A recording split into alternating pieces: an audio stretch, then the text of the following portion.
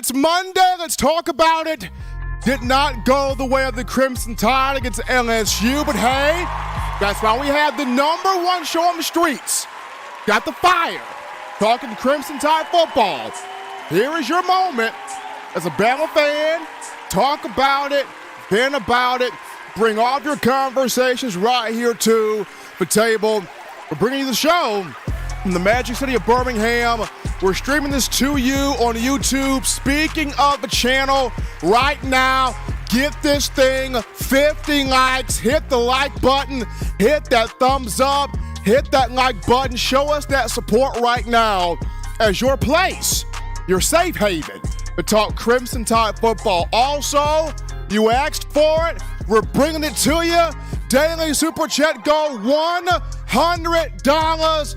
Daily Super Chat go $100 right there. Show us that we got what you need talking that Alabama football. All donations appreciated. All donations welcome to continue. Hit that post, hit that notification bell, be notified on all things Crimson Tide football. Check us out right here, TDA Touchdown Alabama Magazine, right here on YouTube. We got you covered also. Streaming to you the show on Facebook and Twitter as well. But Eli, we got a great one, man. Got an outstanding show this evening. We got two awesome guests, man. We got former Alabama running back Bo Scarbrough, former two-time national champion, and a former two-time national champion wide receiver Donnie Lee Jr. joining the show a little bit later on today. They watched the LSU game. They've got some thoughts. They've got some opinions. They're bringing those to the show. Guys, shout out my man Bill from New York, Big Bill, with that $5 donation kicking off. The Super Chat's already here on a Monday. We want to hear from you, though. Passionate fans of Tide football. 205-448-1358. That is the number to call in. Don't let the night leave you. You got a question? You got a thought? You got a concern? You want answers? Ring the phone lines. In the words of Travis Scott, pick up the phone, baby. Pick the phone up. Call us up right here, 205-448-1358. And one more time, 205-448-1358. But without further ado, Eli, here we go. Topic number one here at the conversation. And is it me, Eli, or is Nick Saban doing more soul searching than what I've ever seen him do? I mean, LSU got the 32-31 win over Alabama in overtime, Death Valley and Tiger Stadium. Tiger fans storm the field. Brian Kelly gets hyped up in the locker room because he gets his first win over Coach Saban. But Saban today, in his press conference, Alabama 7-2 on the year, Saban doing soul searching. The GOAT turns the light in the microphone and the microscope on himself. And he says, I'm doing an average job of keeping our players' mind right. You know, I'm not doing what I need to do. I take the blame of this upon myself. Never seen Saban do things like this. And even though he said everybody as a team has to get better, he literally said, you know, I got to get better also. So to me, Eli goes to, has the soul searching provided the writing on the wall in the sense of Bill O'Brien and Pete Golding? I think it has. I don't see neither of those two back in Tuscaloosa in the spring. And if there are in Tuscaloosa in the spring, then we got a serious problem. Because, for Bill O'Brien, you are single-handedly wasting the best quarterback that's ever come through Alabama. How special Bryce Young is, how talented Bryce Young is, how much of a difference maker Bryce Young is.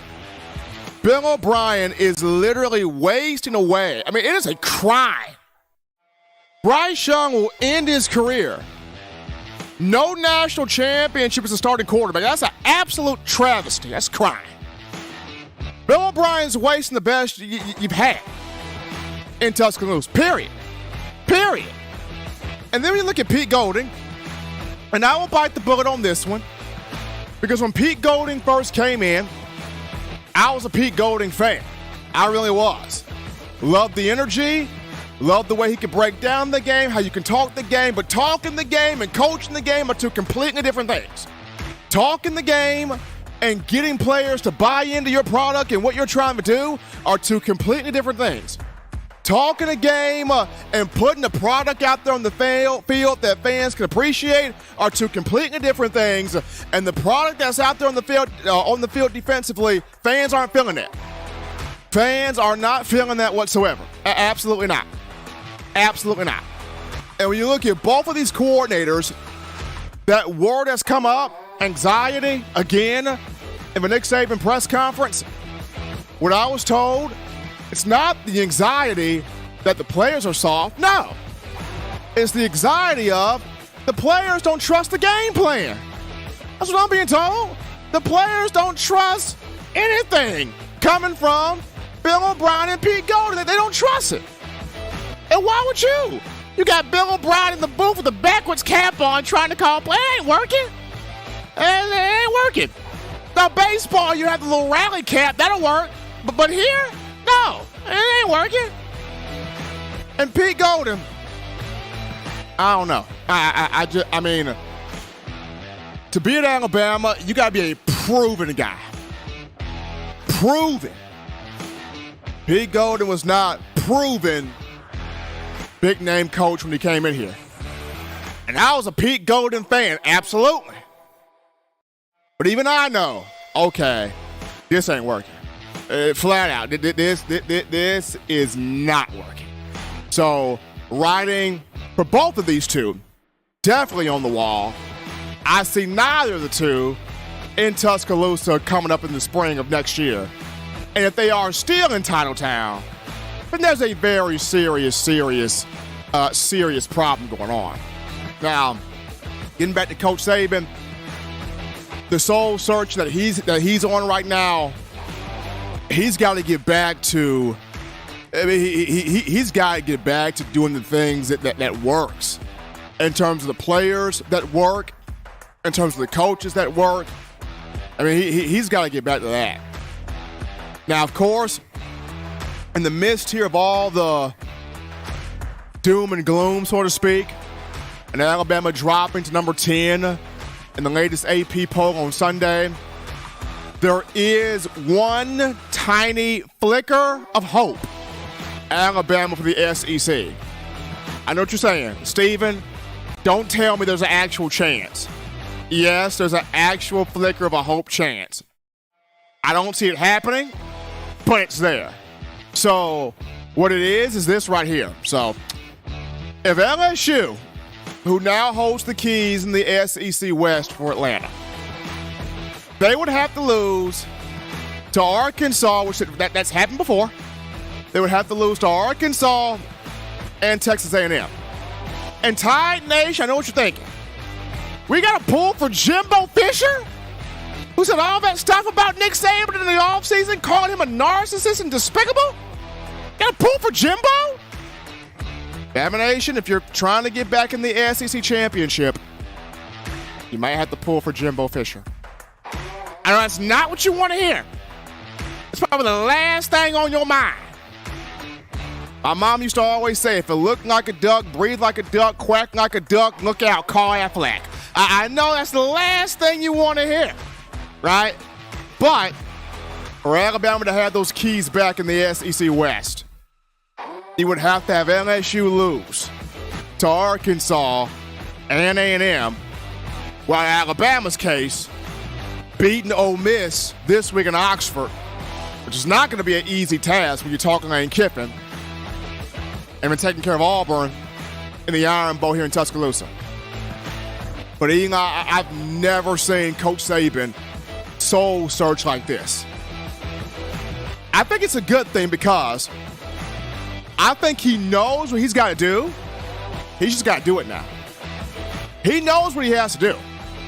I mean, he absolutely knows. I mean, I know he said that he's not going to criticize Pete Golding. He's not going to criticize Bill O'Brien. And we don't expect him to. But Nick Saban knows what's going on. He knows what he's got to do.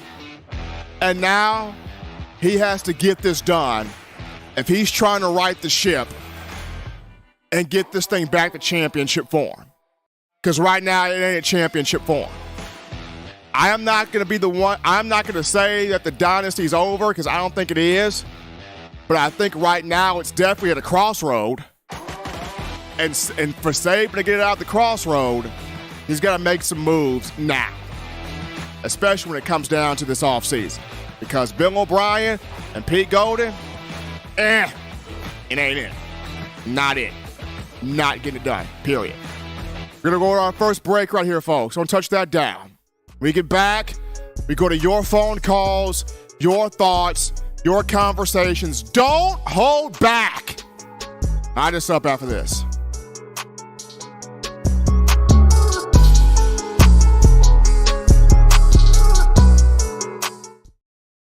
Nine players have teamed up and released the Alabama Team Paper, which is a video yearbook they've put out for sale direct to fans. Now, for the first time, small dollar purchases from the fans can support the players as a group as well as a great cause, because $1 of every subscription payment is donated to the Boys and Girls Club of America. Be a 5-star fan base and support your team and a great cause with Team Paper. Check it out at teampaper.com/Alabama. Remember the taste of Grandma's delicious sweets? Emily's Heirloom Pound Cakes brings back those precious memories with just one bite. Each cake made from scratch.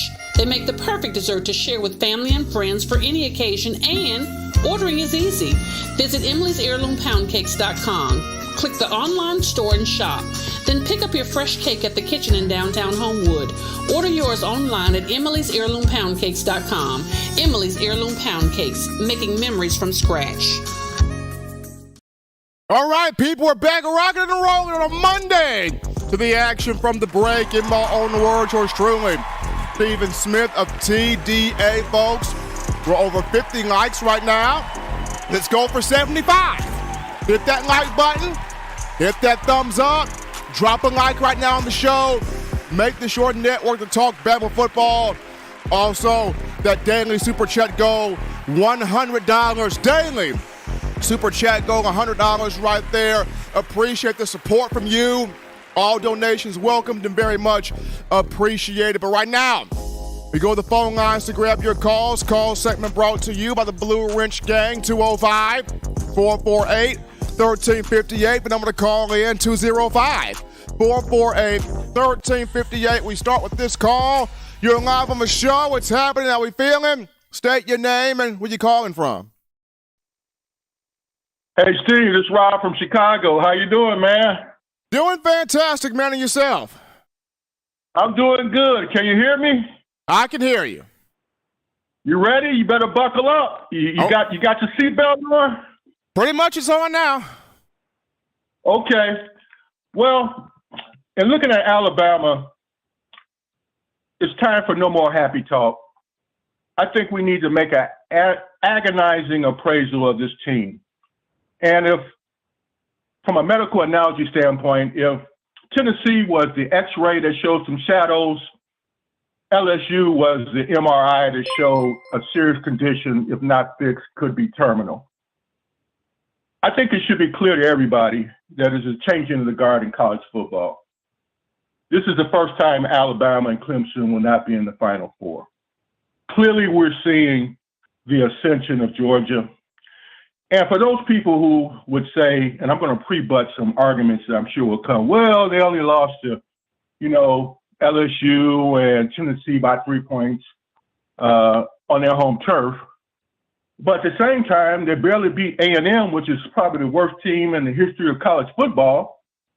And we all know that if Texas' starting quarterback had stayed in the game, they probably would have lost that game.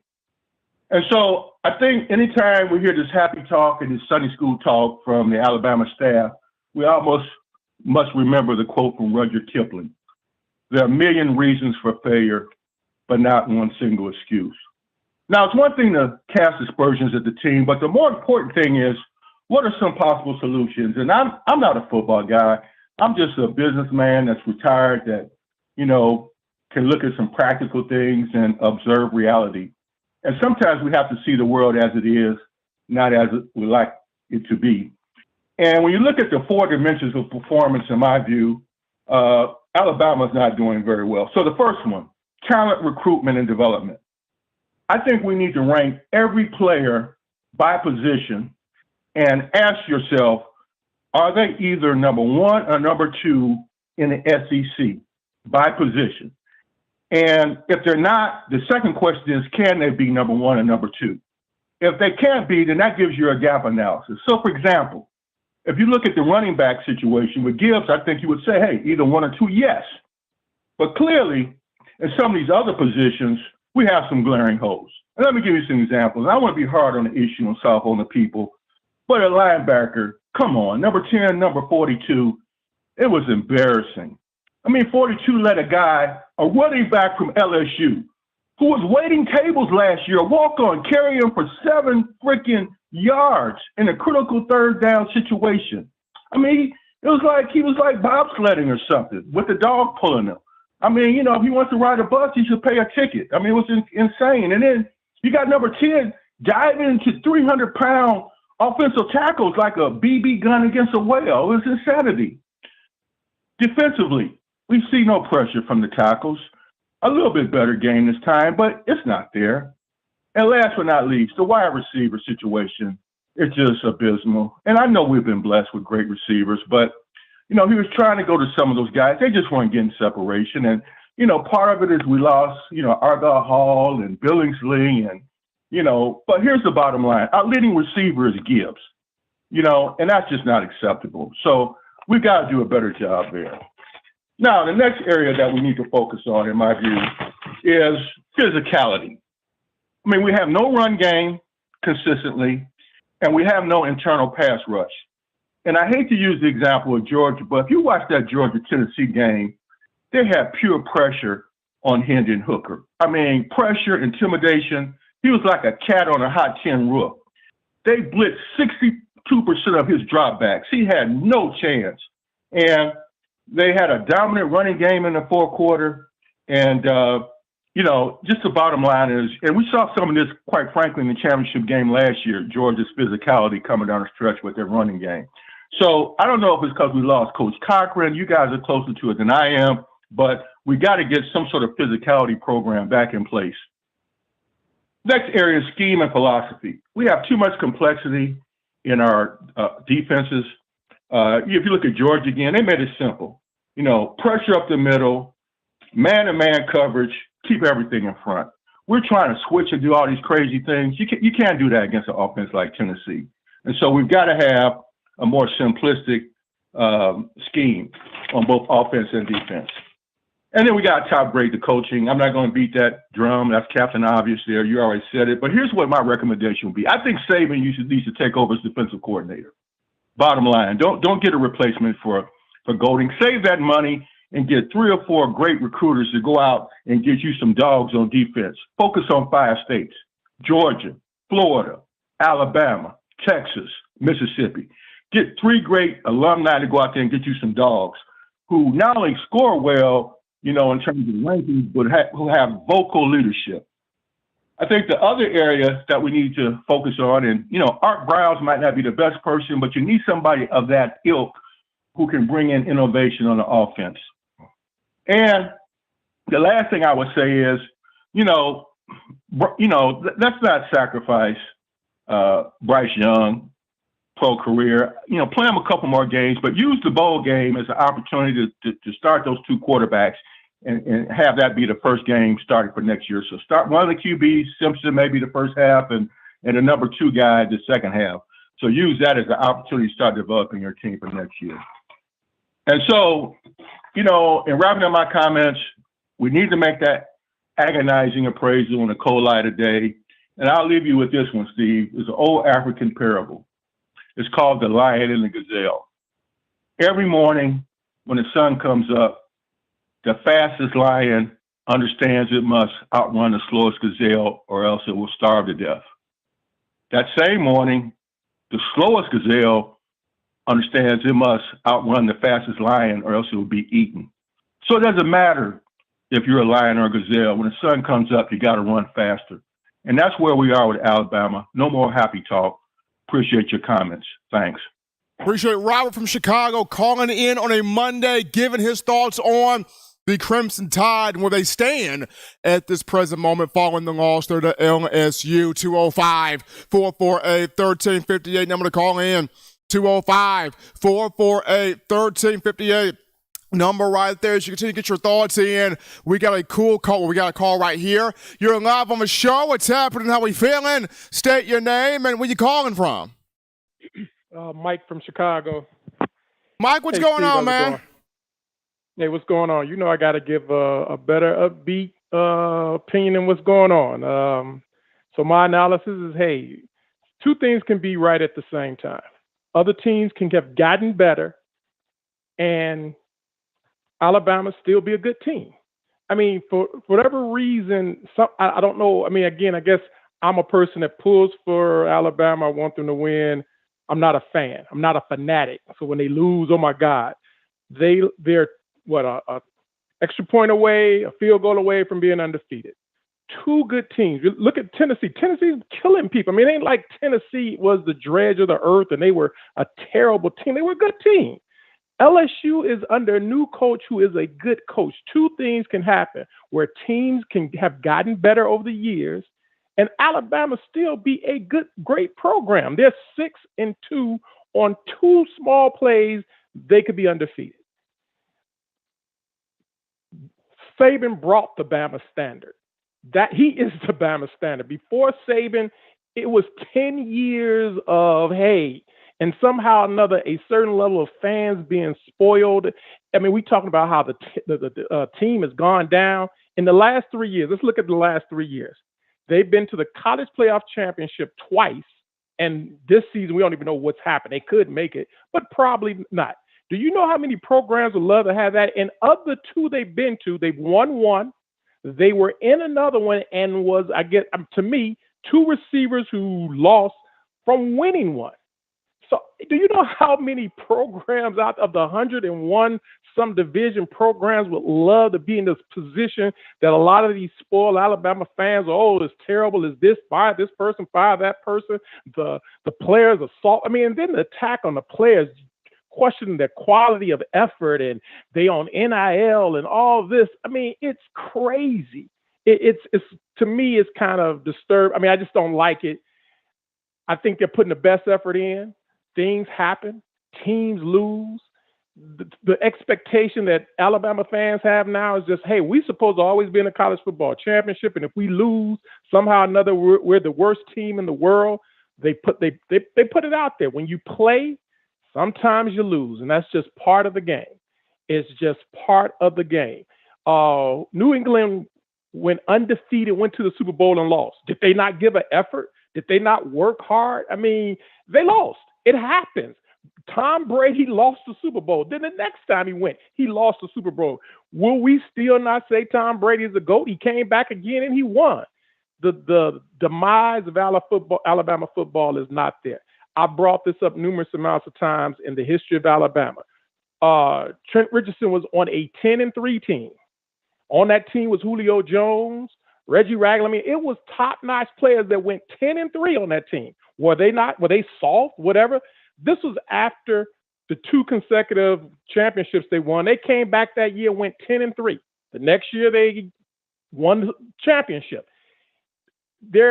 Things happen. Let's keep rooting for the team. Let's keep pushing the team. Let's not disparage the players. Let's not disparage. I mean, again, my thing is, as I said, we blame O'Brien. We blame Pete Golden. And you were there. Saban got up and said, hey, I hear every call. I know what's going on. It is on me. So if you guys want to be that spoiled, fire Nick Saban and see what happens to T-Town. If it's that bad and you think it's that bad, go to Nick Saban and say, hey, we want you out of here, and watch what the next 10 years will look like. Wake up, sniff the coffee, and understand that, hey, we had a season. It was a blip. We may have had some things that happened, and move on to next year, because trust me, Nick Saban will have them contending for a championship. And that's all you can really ask for in any team. A team to compete and always be in the talk. Because if you look at Texas A&M and you look at a lot of these programs, Michigan hadn't been in the talk for a long time. It's a lot. Clemson, They're going through stuff. It happens. And the type of success that has happened over the last 16 years under Nick Saban has not happened in a long time. As I said, let's all wake up. Let's support the team. Let's quit the player bashing. Bo Scarbrough, I love what he said. Hey, players have to be accountable. And that's what needs to be happening. They're going to be accountable. Nick Saban, which I like, he stepped and said, hey, it's me. I know what's going on. Everybody's talking about firing this and firing that. Every call goes through my ear. It's on me. I got to get better or whatever be the case. And I truly believe that's what's going to happen. It's going to get better. He's going to roll off maybe 2 more. You're going to probably, before he finishes, you're going to probably get 3 more championships. It's some programs that going to have 3 championships in their whole lifetime of existence. You have 6.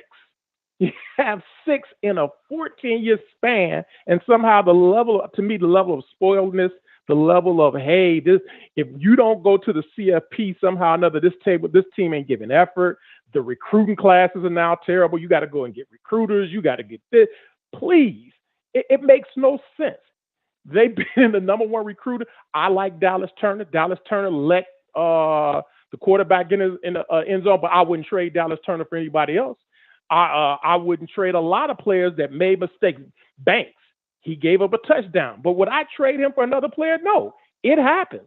Players get beat. Players lose. They went up against 2 good teams that they lost to. Steve, and I'll end it on this. When they went to Texas, everybody like, well, if the quarterback got hurt, they wouldn't have lost. We don't know that. All I know this is Steve Sarkisian is one hell of an offensive coordinator and one hell of a coach. And when he went through the rehab of Nick Saban and got back to where he was, of course, he's going to win. And everybody gets surprised when Texas come to the SEC. Get ready. It's going to be some damage. This is a man with all the money in the world at Texas, all the facilities in the world at Texas. Trust me, it won't be the last time Sark plays any team tough. So, guys, let's wake up. Let's support the team. Yeah, I'm heartbroken that, probably the CFP is out, but next year I'll be there rooting, hoping that they're there. Let's just support the team and understand that shit happens. I don't know if I could say that on the radio, but shit happens sometimes. Hey, you got it. Go ahead, Steve. Roll Tide. Appreciate Mike from Chicago calling in, giving his thoughts on the show. We got a cool call topic right here. Lane Kiffin. Is Lane Kiffin auditioning to be Nick Saban's successor when it is time, or when the time comes that Saban hangs up the coaching hat? I mean, Lane Kiffin is working hard to maybe get that blank check from the Alabama fan base one day. How he has been thoroughly supporting Saban through, whether it's Jimbo Fisher taking shots at Saban, whether it's Paul Feinbaum and the national media taking shots at Saban. No matter what has happened, Lane Kiffin has been supporting his guy. So, I know a lot of Alabama fans are like, you know what? If Kiffin were to come back, I wouldn't mind Kiffin. I wouldn't mind if Lane came back. Now, me personally, if Lane came back, there would be a certain clause that you would have to put in that contract, of course. But something to think about. Would Lane Kiffin be your guy to be the successor to Nick Saban if Nick Saban would, turn in that coaching hat there? But we're going to go to a break right now, folks. Don't touch that dial, because when we get back, we get our 2 incredible guests coming on, Bo Scarbrough and Donnie Lee Jr. You'll hear from both of them right after this.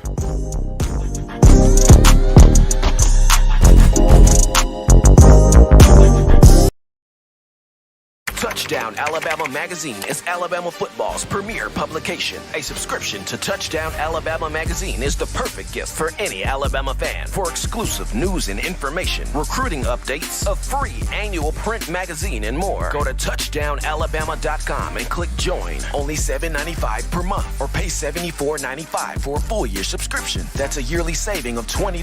Go to touchdownalabama.com today and roll Tide. All right, people, we're back into the action from the break. Tide Nation, appreciate you guys filming us right now. Over 400 people in the live chat. Got 100 likes on the show. Continue to hit that like button. Let's get this thing to 150. Continue hitting the like button. Appreciate you guys. Got to shout out J.D. Long with that $9.99 in the Super Chats. Appreciate J.D. Long. The daily Super Chat goal, $100. Daily Super Chat goal right there, $100. All donations, all Super Chats. Appreciate it. Welcome to you. But right now, we go to the In My Own Words hotline. We pick up one of two superstar guests, one of the baddest men to run the football for your Crimson Tide under Nick Saban. He's got a USFL championship with the Birmingham Stallions, but he's got 2 college football playoff national championships for your Alabama Crimson Tide, the pride of Tuscaloosa. We got Bo. Don't mess with it. Scarbrough is in here. Bo, what's happening, brother? What's going on, Steve, man? How you doing? Nice to be on tonight.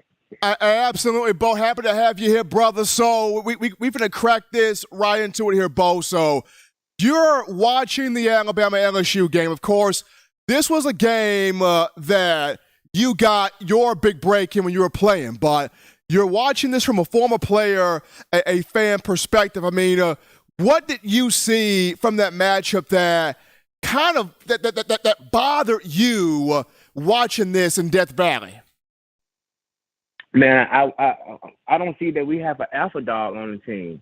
I mean, you know, Bryce Young and Will Anderson, they are great leaders, but they are example leaders. And nothing is wrong with being an example leader, but at times like this, you're going to need some alpha dogs, the ones that be able to talk and get some of the guys ready, you know, that may not be ready. And you need that one alpha dog in the room that get everybody hot to go out and play football. They make you want to run through a wall. We need an alpha dog, someone that's going to take the lead of the team and lead the team out the tunnel.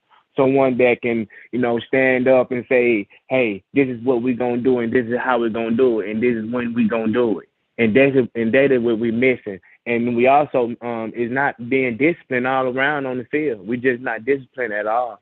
We're just very young right now.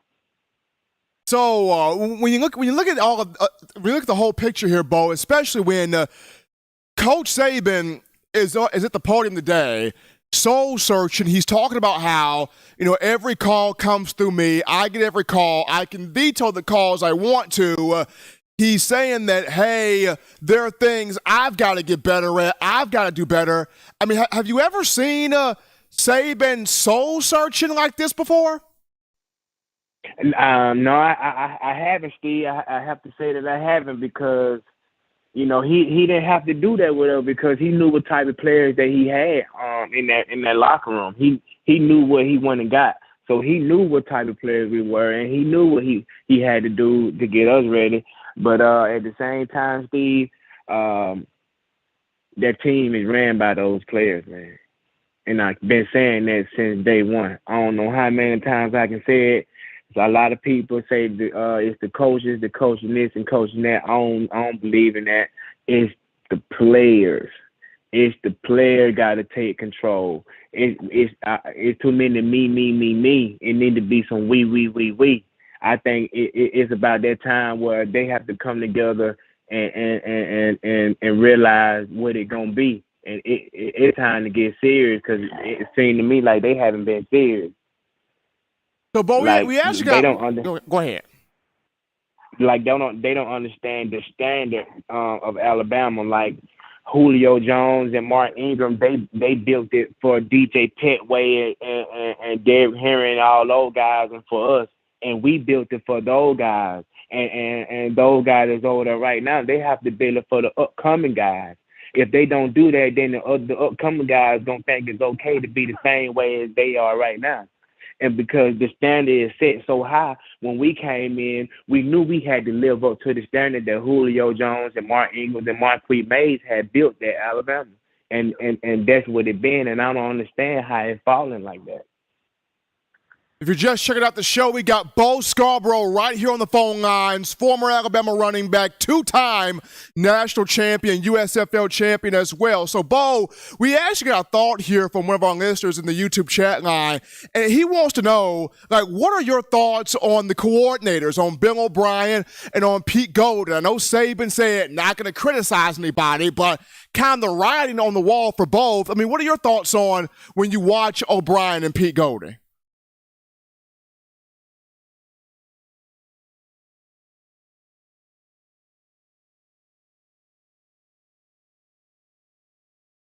To make plays, the players just have to understand how to go out there and play football. The coach is not in between the white lines. Once Saturday comes, it's out of their hand because we're the one that's on the field. We're the one that's playing. We the one that have to take control of the game, and we the one that have to get the team ready to play. The coaches can only do so much. Everybody's saying fire this, fire that. Okay.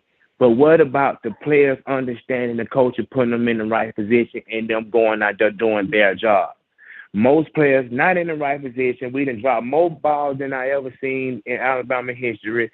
The guys not tackling, not wrapping up, getting pushed back. We just softball around. I don't see no one that have no heart in them, no dog in them, no leadership, nothing. Like I don't see it. I don't see it. And that question, Steve, I don't never say nothing about the coaches. It's always about the players because when you lose a game, it's something that the players had done wrong.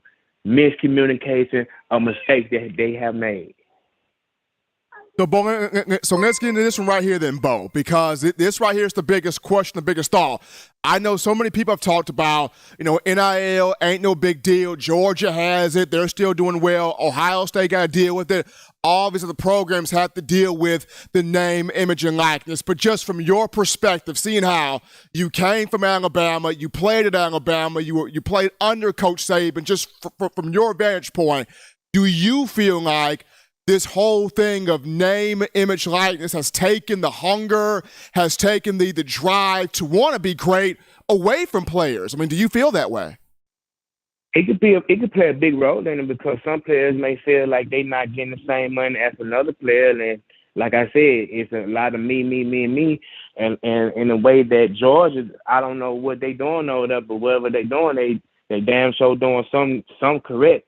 I think we missing Coach Cochran. I mean, that's who we missing. You know what I'm saying? Coach Cochran was one of the guys that every player can go to, and that's what we missing on that sideline as well. But that NIL, I think it plays a huge role in it because of the money situation, and other guys may not like the situation that they in with the money, and want to get as much money as this guy, but I may be wrong, but I think that it played a big role in it also. So because when you have to think about it, when we were playing to try to get to the money.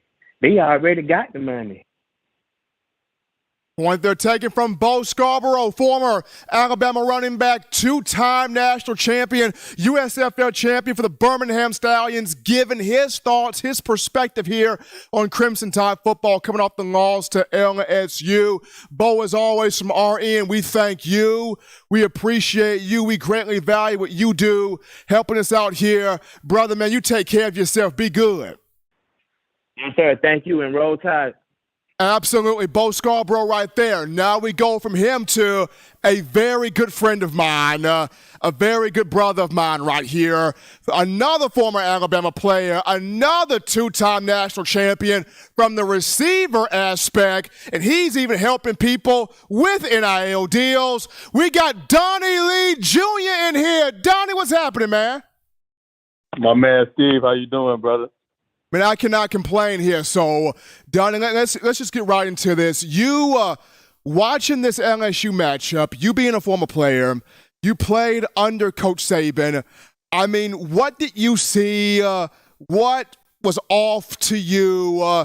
Talk to me about this. Like, what did you see in the matchup of the weekend against LSU? Man, honestly, Steve, I think there's just a lack of competitive integrity. You know, when the game got close there, we had a chance to make a couple plays where guys just didn't lock in and finish. I think Bo kind of hit it dead on the nail, man, where there's just a lack of accountability from the players.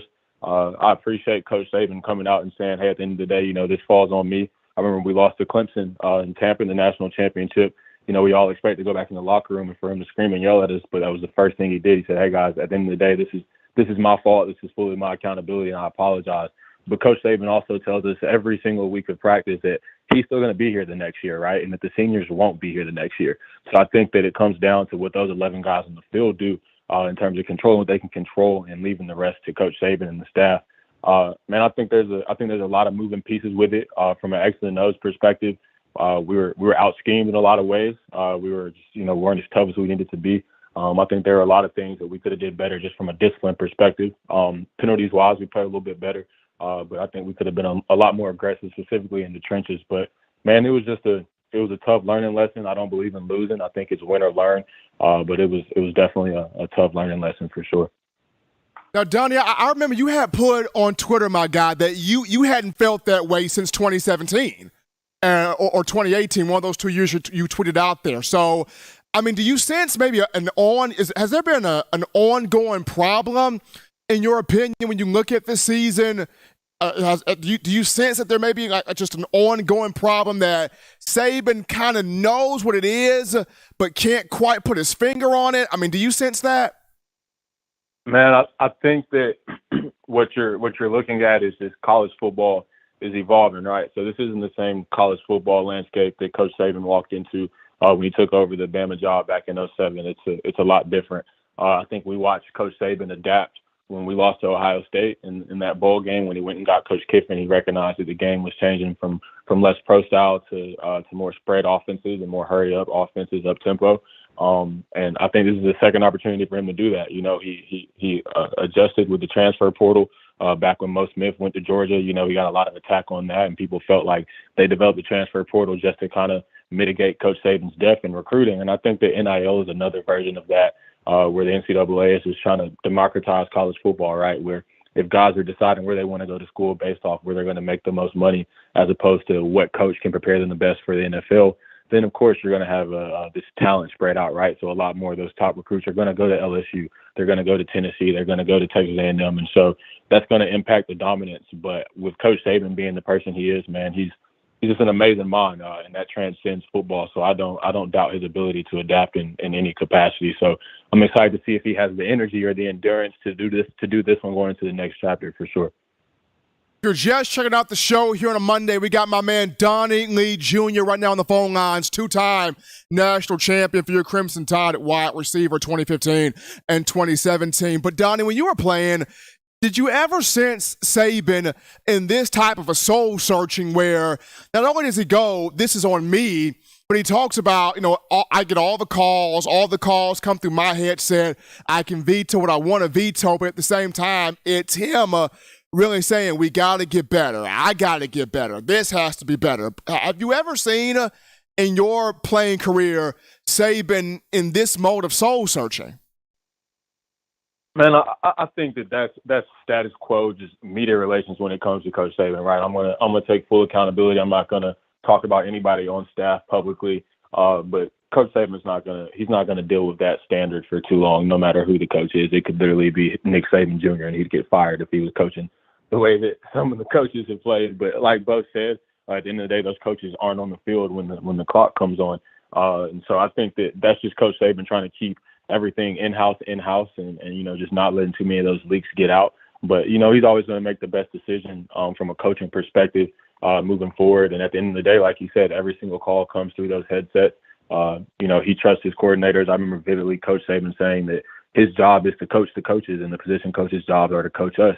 So, you know, I don't doubt that he'll make the right decisions with that. I mean, we've seen with Kiffin, he fired Coach Kiffin a week before the national championship. So whenever he feels it's necessary to make a change, I definitely think that he will do that for sure. So that leads us right perfectly into our final thought here, Donnie, and that would be, you know, how does Coach Saban fix this? Because if there's one person that can right this ship, it would be him. because we've seen him do it time and time and time again. So just in your opinion, from being around him, how do you see Coach Saban getting this thing fixed? Man, well, I think it starts with the guys on the field, right? It starts with the Jimmys and Joes, right? Which 11 guys should put on the football field, and that starts with recruiting. So I think Coach Saban is going to have to kind of take a look at his recruiting methods and how he goes about that process. I think everybody in the world seen that he was a bit flustered by the NIL landscape last summer. I've never personally seen Coach Saban respond that emotionally when he spoke about Coach Fisher and he spoke about Coach Sanders.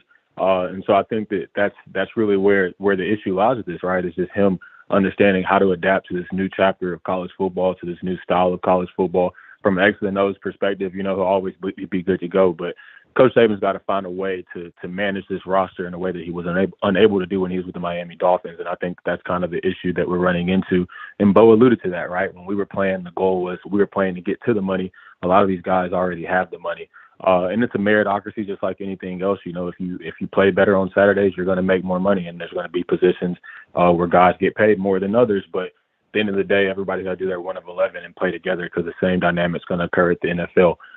So I think it's just Coach Saban going back to the drawing board and figuring out, how do we adjust from this? How do we move forward from this and continue to evolve?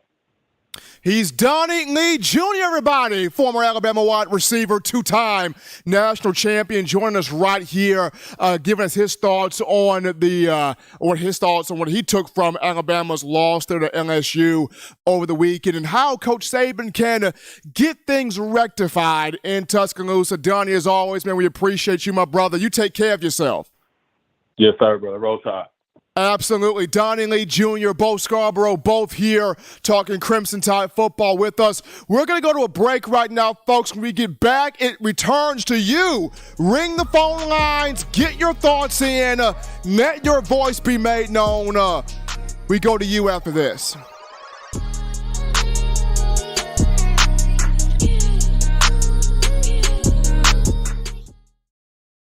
Every sports fan deserves the proper representation. Whitwell Sports introduces to you the Title Towel. Wave that Title Towel in the air like you just don't care. In support of Nick Saban and the Alabama Crimson Tide. Only $9.99 and it lasts a lifetime. Head on over to whitwellsports.com and get your Title Towel today.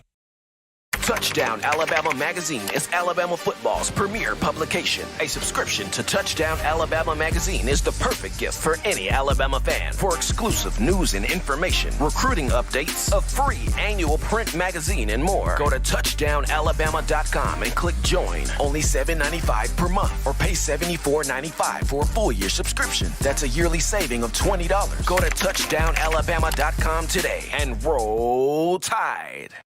All right, people, we're back into the action. From the break, hottest show on the streets, talking Bama.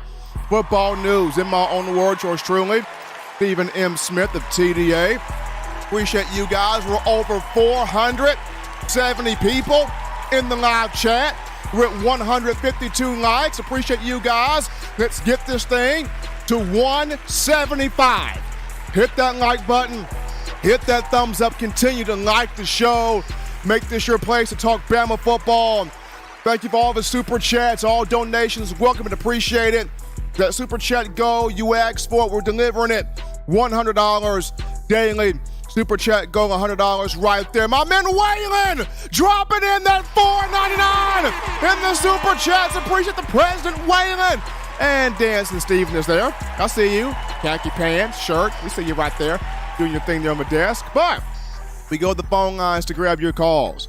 Call segment brought to you by the Blue Wrench Gang, 205-448-1358. Number to call in, 205-448-1358. You're live on the show. What's happening? How we feeling? State your name and where you calling from. Bill from New York. How you doing tonight? Doing great, Bill. How are you, brother? I'm hanging in there. I'm fine, But, I got to tell you, man, what a great show. The two callers from Chicago, I agree with a lot of their points from both of them. And Bo and Lee, these were really great calls, and I give you the credit. But I got to tell you, you said, don't hold back. So I'm gonna be a little critical here at the beginning of the call, and I just want to remind you and people, I've been an Alabama fan before a lot of people here were born. You know, I've been watching this team my whole life. I love them. I'm always going to love them. But, you know, I'm going to get a little critical here because I don't like things that I see that are happening. You know, I mean, let me start with Toto. He's been the subject of a lot of criticism. I'm not going to argue with people anymore. You know what I mean? But I got to tell you, he makes 10 plays to every one that I'm seeing from Jordan Battle. You know what I'm seeing from that kid? I'm seeing him giving up long plays, and then he'll make a tackle way down the field and run real fast back to the huddle or the next formation. That's what I'm seeing him doing. He was the best safety on the team last year, maybe for 2 years. I don't know. I don't even know if he's the second best on the team this year. I don't like what I'm seeing. Now, I got to go back to Dale. You know, I want to leave this guy alone, but I can't. No push whatsoever. He gets pushed around, and when he does make a play, it's because somebody else chased a ball carrier into him. You know what I mean? He's just not providing the push. Think of the guys we've had in the middle. Now, let's go to left tackle, and I'm talking about important positions. Steen, right? I think he's serviceable. Maybe he'll be a third, fifth, sixth round draft pick or whatever. But tell me who he was better than or is good on. Quanjo, Cam Robinson, Leatherwood, Jonah Williams, you know, Neil, not even Barrett Jones. You know, is he as good as those players? I don't think so. And left tackle is such a pivotal position. This is a passing league, you know, and you've got to have the protection from the left side, the quarterback's blind side. You got to have that, let alone on running plays, you know. And one more thing, the best receiver, like I guess the wide receiver, the best yardage is from Ja'Cory Brooks. And I'm not saying he isn't good, and I'm not saying he doesn't try, but on the Mac Jones, you know, championship Bills, you know what I'm saying? He would have had to struggle to be fourth string. Was he as good as Devontae, Waddle, Mechie? You know what I mean? No. So what I'm saying is, like, yeah, I don't like what I'm seeing from these assistants, you know, but I don't think the talent's there. I think I personally was deluding myself to think we were as talented as some of those other teams. Now I'm going to tell you what I would do, and I'm not Coach Saban. He's the greatest in the history of the world. I'm only saying what I, as an uninformed fan, would do. I'd take a lot of these guys out. I really would for the rest of the season, and I would put in like the young kids. You know, you see, what are you going to get from Dale? I mean, you're going to get something more out of him? No, I don't think so. I think you got to put in the young players and give them a chance. I think you got to put in the young receivers and give them a chance. You know, like give guys a chance. And at quarterback, you know, I would even give playing time to Milroe and Simpson because Bryce is gone next year, and I would let them fight it out. And I'm not 100% sold even on Milroe. I think there should be a quarterback battle to make this team better. And I just want to thank you once again. I'm not, you know, listen, I'm not blowing smoke up your behind. I'm telling you what a great job you do, and I'm honored to be a part of this show. But I really would love if you'd address at least one or two of my points, Stephen. Absolutely, Bill. Bill from New York calling in right there. And it's been a growing problem all season. Defensive line not getting a push. I mean, love DJ Dale, the person, absolutely. But as the player on the defensive line, he doesn't get a push. He's backed into plays. He's backed into them. And when you look at the linebacker play, it's not what it needs to be. You look at Jordan Battle, a lot of people, including I myself, thought this was going to be his money year.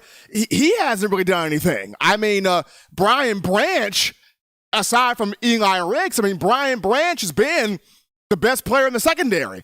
Kool-Aid McKinstry's had some great games, absolutely. Eli Ricks has done some good stuff, but Brian Branch, to me, I mean, yes, he's gotten called for a penalty here or there, but he's had the best year of anybody in the secondary. So this you've got to have some changes made with this group, starting against Ole Miss, definitely going into the offseason, but appreciate Bill from New York there with that call. We're going to grab this call, hear you live on the show. What's happening? How are you feeling? State your name, where you calling from. Roll Tide forever there, Stephen. I'm kind of disappointed about Saturday, too. But we'll get through it. We're Alabama, man. We'll get through this here. I think, William, I think the good thing about all of this that Nick Saban said today was Coach Saban knows what he has to do. It's just now the idea of doing it. I mean, he knows exactly what's in front of him to do. I mean, the way he talks, I know at times it may feel like he's talking in code or he's talking in riddle, but I have full hand on the pulse here. Saban knows exactly what's in front of him. It's just, okay, how do I go about doing it? All right. Man, that was a great call by Bill, too. And your two guests there, man, I really appreciate what they had to say. I'm with them 100% on the NIL. I've been against it ever since day one. I mean, other folks say let the players get paid. No, I'm sorry. It's, I mean, they're going to school. College is still a school. It's a learning process. That's to prepare them for the NFL to where they can get paid. That's the whole purpose of it. That's the whole purpose of coming in Pop Warner or whichever league that they start in, you know, on up, you know. It's a learning process. You got whatever age limit Pop Warner starts. Then you got junior high. Then you got high school. And now into college. So no, I don't think they should get paid. And to the other point, you know, that what Bill said. I mean, you know, if I think the NIL is hurting the players. I mean, that's my thoughts. I think, as he said, put some of the other ones in from the sideline, you know, and set them out. If they're not going to do their job, set them out and let somebody else do it, you know. And that's my thought. Roll Tide forever. I'll be a Bama fan till I die. Roll Tide, Stephen. Appreciate William from Iowa calling in right there, giving his thoughts on the show. We got a couple of super chats right here, Eli. So how about Tobias coming in here with that $100 donation? Appreciate the love there from Tobias. Dancing Steven almost broke his neck there. He's appreciating it also, Dancing Steven getting down there. Mark Armstrong comes in with that $4.99 in the super chats. Appreciate the love there coming from Mark Armstrong as well. But 205-448 1358, the number to call in to let your voice be made known. We take this call. You're live on the show. What's happening? How we feeling? State your name and where you calling from. What's up, man? What's going on, man? I was waiting on him. Uncle Charles is here. What's going on? Man, let me say this. I want to say to all the Alabama fans out there, brothers and sisters, look, let me tell you something. There ain't no need to worry what the night is going to bring. It'll be all over in the morning. Let me explain something to you. I want to say this about Coach Saban, and I want you to hear me very well. Coach Saban is one of the greatest college coaches in history. And we're more disappointed in losing than we is in him. But let me say this. Coach Saban has become a victim of his own circumstances. It's not that he's not a great coach. He's a legendary coach. But you got to understand something. You just can't plug in and out coaches in and out. I never agreed with Bill O'Brien being an offensive coordinator or Pete Golden being a defensive coordinator. I never agreed to that. But Nick Saban, we trust the process. Am I right? We trust the process. And now it didn't work. But, you know, things can be changed and neutered and changed. But I'm going to tell you something. Let me tell you something. This free agency in college football is going to ruin college football. I told y'all 2 weeks ago, this free agent stuff is going to be like the NFL. It's going to be like the NFL. You can't keep a guy for a year. Hey, man, how you doing? How your family is? Well, I don't know you because now you're gone in 6 months. Why? Because somebody else don't pay you. We can't keep we got to learn how to adjust to what's going on. Now, I'm going to tell you something. Nick Saban will figure it out. And he said he don't down people publicly. Well, let me tell you something. When the president mess up, who you see out there with posters? You see citizens out there saying, it ain't right. You don't messed up. You see them out there talking about it, right? Nick Saban shares the blame in this. He's one of the greatest coaches, but he has to share the blame in this too. You run them guys back. You said these guys was qualified. We got a different result. And Nick Saban is not going to take this line down. He's just not going to do it. He knows that this is a university. We don't tolerate losing. This is not going to happen. Now, I'm going to tell y'all something. I had a friend, y'all, named Nasty Nick. And really called him Nasty Nick because he's nasty from his feet to his neck. But he can fix cars. So I went over to his house early in the morning to get my car fixed. I said, hey, man, I'm here early to get my car fixed. He said, man, don't rush me, man. Go ahead. I'm going to sit down and eat some breakfast. Go ahead, sit down. And I said, what you going to eat for breakfast? Cereal. And then I looked up on the refrigerator. I seen a box of cereal open. Now, if you ask Uncle Charles, I have to think something was in that box other than cereal. But knowing Nasty Nick, he didn't care. So he put the cereal in the bowl with the milk, and it rolls up. And you know what else rolls up? Roaches. And he went to crunching and munching. Now, 2 weeks later, I have to tell y'all in all sadness that Nasty Nick is not here anymore. Why? Because he took a Firebird motor and tried to put it in there, F-50 Ford. And now he ain't here. He ain't with us no more. Let me say this in closing. You got a code to get in, but you got to have a code to get out. They said this diamond ring could never be stolen out of Italy. We got top-notch security. And then they came there and it was gone. Where is the diamond? I want to know where it is because your security ain't working. Listen, y'all, Bo Scarbrough is telling the truth. These boys, these guys, these young men, the young men, they got to put out the effort. And one more other thing about Bo. I seen Bo on TV one evening, and he took his shirt off, and I put my shirt back on. See, I had too many beers. Don't stand beside Bo and take your shirt off. You're going to get embarrassed. Don't do it. Don't do it because he built like granite. And that's all I got to say, Alabama fans, sisters and brothers, we're going to be all right. We're going to be all right. Don't jump off the building now because I'm going to tell you something. You jump off that building now, you ain't going to be alive when you hit the ground. I'm just telling that right now. And that's all I got to say, man. I appreciate you, bro. Appreciate Uncle Charles right there. Anytime we need to laugh in a rough situation, that's the call. The call of the day, Uncle Charles right there. We take this when you're live on the show. What's happening, how we feeling, state your name, and where you calling from. Hey, Steven, this is Fishi calling from Atlanta. How we doing? Hey, I'm good. How you doing? I'm doing well. No, I'm still rolling from Uncle Charles, like his roach analogy. But I did want to chime in. I was listening to some of the feedback from some of the callers, and it seems like there is this like commonality amongst like some of the, I guess they're called fans, I don't know, but we're hearing a lot of like people saying, oh, well, y'all should be thankful that you won, you know, however many, like, oh, well, you're going, you know, to the playoffs every year, blah, blah, blah, you should be thankful. There is no contentment when a standard has been set. So that mindset is not applicable for people who are truly, you know, diehard fans. You know, you grew up watching it. You got family that played there. So that's not applicable for us. So it's a totally different ball game over here. But I did want to just chime in because, you know, a lot of times when I call in, I like to, like, speak about, you know, just the previous years and just basically facts, right? And so when we play LSU, I honestly, when they put the camera on O'Brien and he was sitting in that box with his hat on backwards, I knew it was going to be some foolery. It was going to be like that Texas A&M game last year. And once again, he looks confused. I think at least what I'm seeing like this entire season is that we still have not found our identity. I feel like it's to the point where, you know, like when you don't know your identity, you pretty much give room for your opponent to kind of dictate that for you.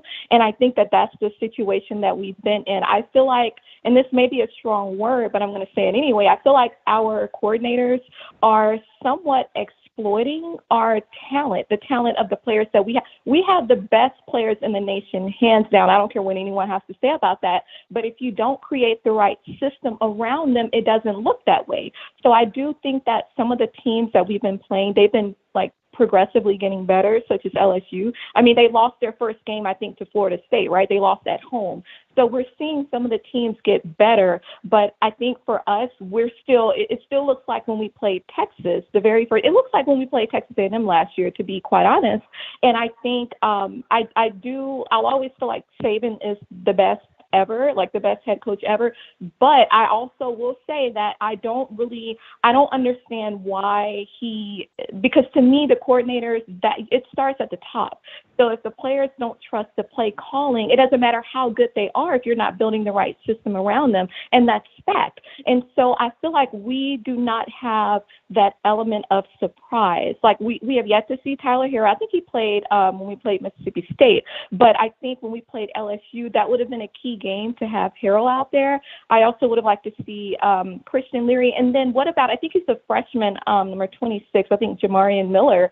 You know what I mean? Like I feel like there are key players that we have that could be somewhat of a wild card, but it's just, even in that regard, O'Brien, his mind is like so like one dimension. It's not even one, it's like half dimensional. It's almost like it's not even there. And I think that both Bill and Pete, they rely so heavily on the talent of the players that it's to the point where, okay, we're just gonna halfway do our job and we want you to make up for it. So we're gonna put all the weight on Bryce and the players to carry their load. I do feel like some of our players, that dog mentality, we're not seeing that, like the CJ Mosleys on the defense where, you know, they're leading the team, the Tony Browns where we're coming out of the tunnel barking at the other team.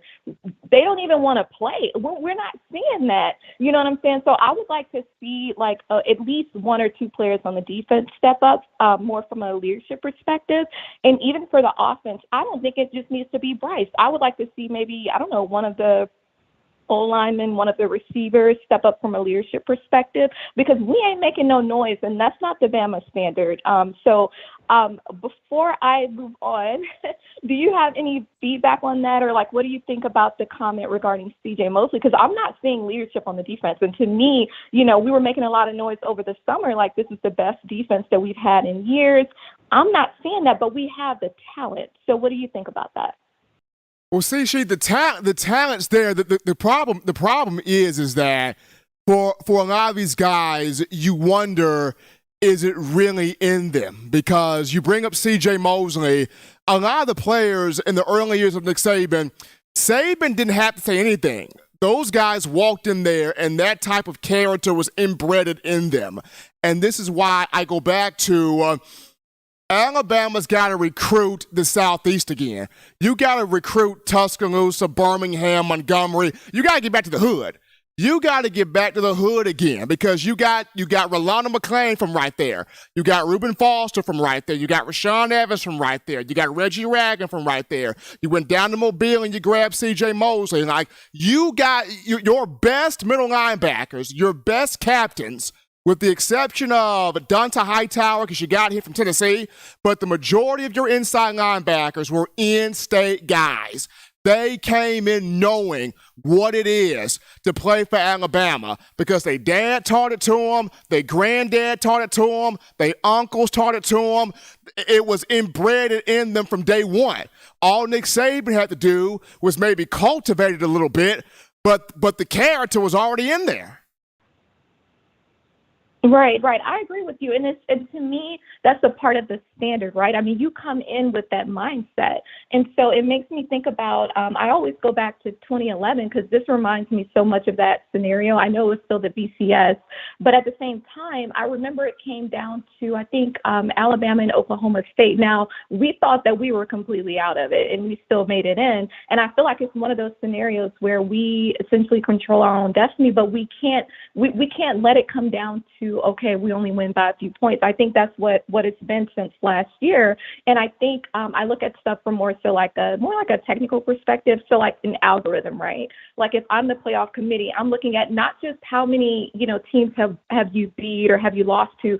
I want to look at the strengths of the wins and the losses, right? So if I see a team that's only lost 2 games to 2 teams in the top 10 and they were away games and you only lost by 3 points or less, to me, that's a stronger team than a USC or an Oregon, right? I mean, Oregon got blown out by over 40 points when they played Georgia at the beginning of this year, right? I think USC lost to Utah, so we still have to consider all of that. I think at the end of the day, it's going to come down to how the West was won. I think that's going to actually be the headline at some point, because I do believe, like TCU, for example, this weekend, I think that they could lose to Texas. I do think that, Clemson, they still have South Carolina, Georgia still has Mississippi State, Kentucky. So it's still a lot of notable games. I'm seeing a lot of people compare this year to 2019. I don't think that's truly the case. I think in 2019, the problem there is that we lost very late, right? Like we lost to LSU and Auburn. At that point, it was pretty much over. I think now it's a matter of, keep your head low, keep your mouth closed, and just get to work, what we should have been doing already. So we went out. Ole Miss, I think they've already lost to LSU. So we beat Ole Miss. We beat them convincingly. We have to beat Auburn convincingly. I think now that they have Cadillac Williams there, they have another edge on them because of that. So I think it's not, we can't sit up there and barely act like we want to be out there, or be sitting up there thinking about, the draft is in a few months. I got to make sure I'm healthy. Like I said, the last time I called in, some of them are going to go as free agents because of that. I would rather see some of the freshmen and sophomore out there who have more heart and who are more motivated to win. You know what I'm saying? So I would just like to see, honestly, if I were them, I would get off of social media the next few weeks. I think in terms of rat poison, I'm sure Saban probably thinks that what I be saying is rat poison, but in terms of rat poison out there by, like some of these bandwagon fans and some of these other, crazy people out here, I would get off of social media if I were them. To me, that's a part of building that discipline that a lot of people are saying that we don't have. And I would make sure that whoever is going to lead on both the defense and the offense, forget anxiety. We don't move like that. If somebody has anxiety, it's because of what's not happening in the locker room and what's not being said. And so I feel like it needs to come back. We need to come back to the standard. We need to remember, that it's not truly over the way people think. I think that we still have a chance. I think that Clemson probably is going to lose to South Carolina. I think that Georgia, they're probably going to win out, but I think that they're going to have another close game. I think the LSU is going to either lose to Arkansas or I think Texas A&M. It's going to be one or the other. I feel like Texas A&M has a lot more to prove since they've already lost 6 games. So I think that we still have a good shot, and I think that if the playoff committee actually does things the right way and they weigh everything accordingly, we actually have a really good shot. I just want to see more guys step up and actually act like Alabama players the way that we know them to be. So do you have any other feedback? I know that was a lot, but you know how I am. I like to speak back. So absolutely. So I guess on my end, C, it will just be, I want to see guys on this team understand that, hey, it's about us. It's about us. It's the players. It's about us. The best Alabama teams have always been the ones where it's player-led and it's player-policed.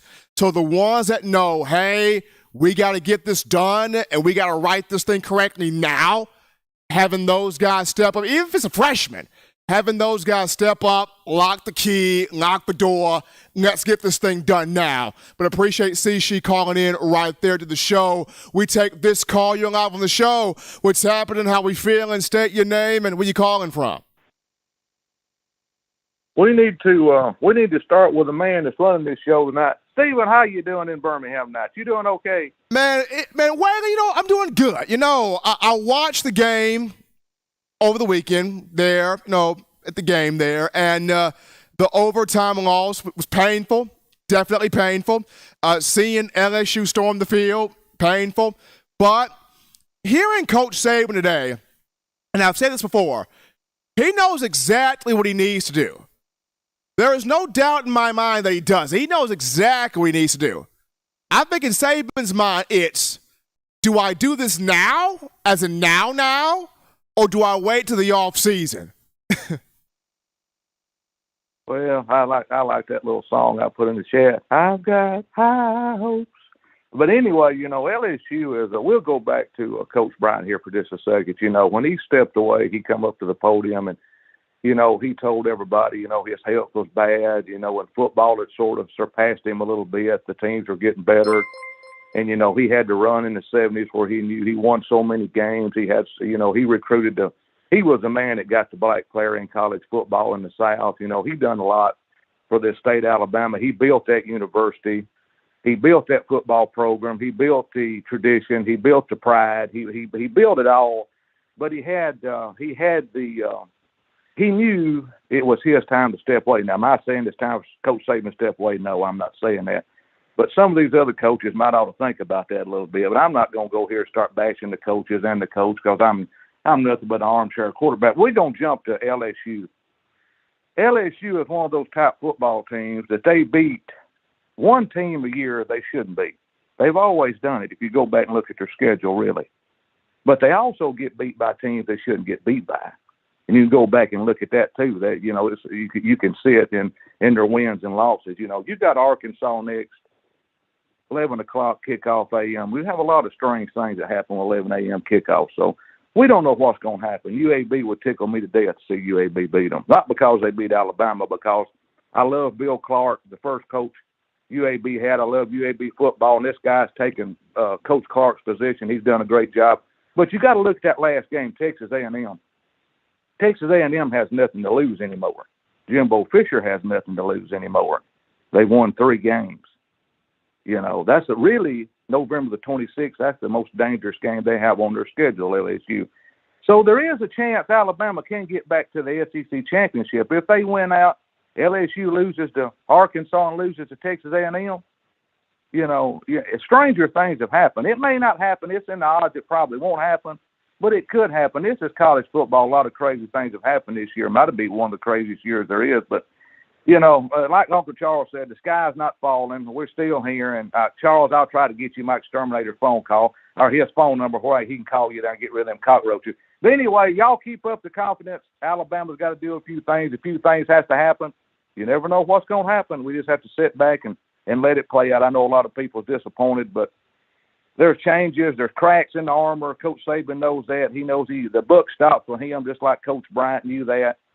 And he knows what to do. He knows how to do it. He's been doing it for years. May not happen this year. It may happen next year. We don't know. We just have to stay here and let it play out and do the best we can. And Alabama forever, the best college football team it's ever been is Alabama. Nobody can compare with them. These Georgia, Tennessee, LSU fans can crow like an old rooster on the pole. It don't make no difference. Alabama is Alabama, and that's why they're hated. And stop listening to Paul Farnbaum. A friend of mine calls him out. I'm not going to name his name. He's never put on a jock strap. Probably didn't even play high school football. I love Paul, but he takes it to extreme sometimes. But that's his job. That's his show. So anyway, we love everybody. Blue Ridge Gang, y'all done a great job. Not these phone callers, donations. We love all y'all. Y'all make this the hottest show on the street. I love all y'all. Keep your confidence up.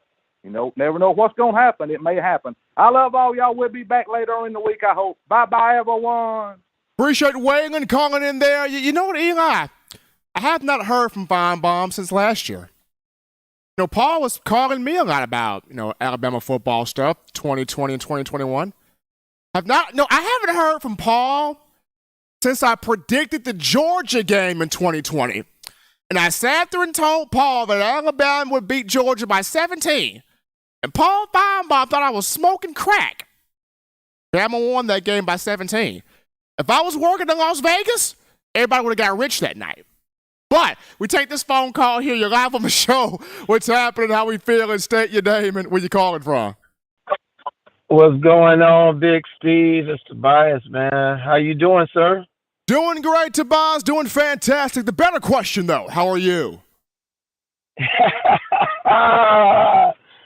Good question, man. No, I'm doing good, man. I know Alabama fans listen. Y'all better keep that roll tide still rolling, man.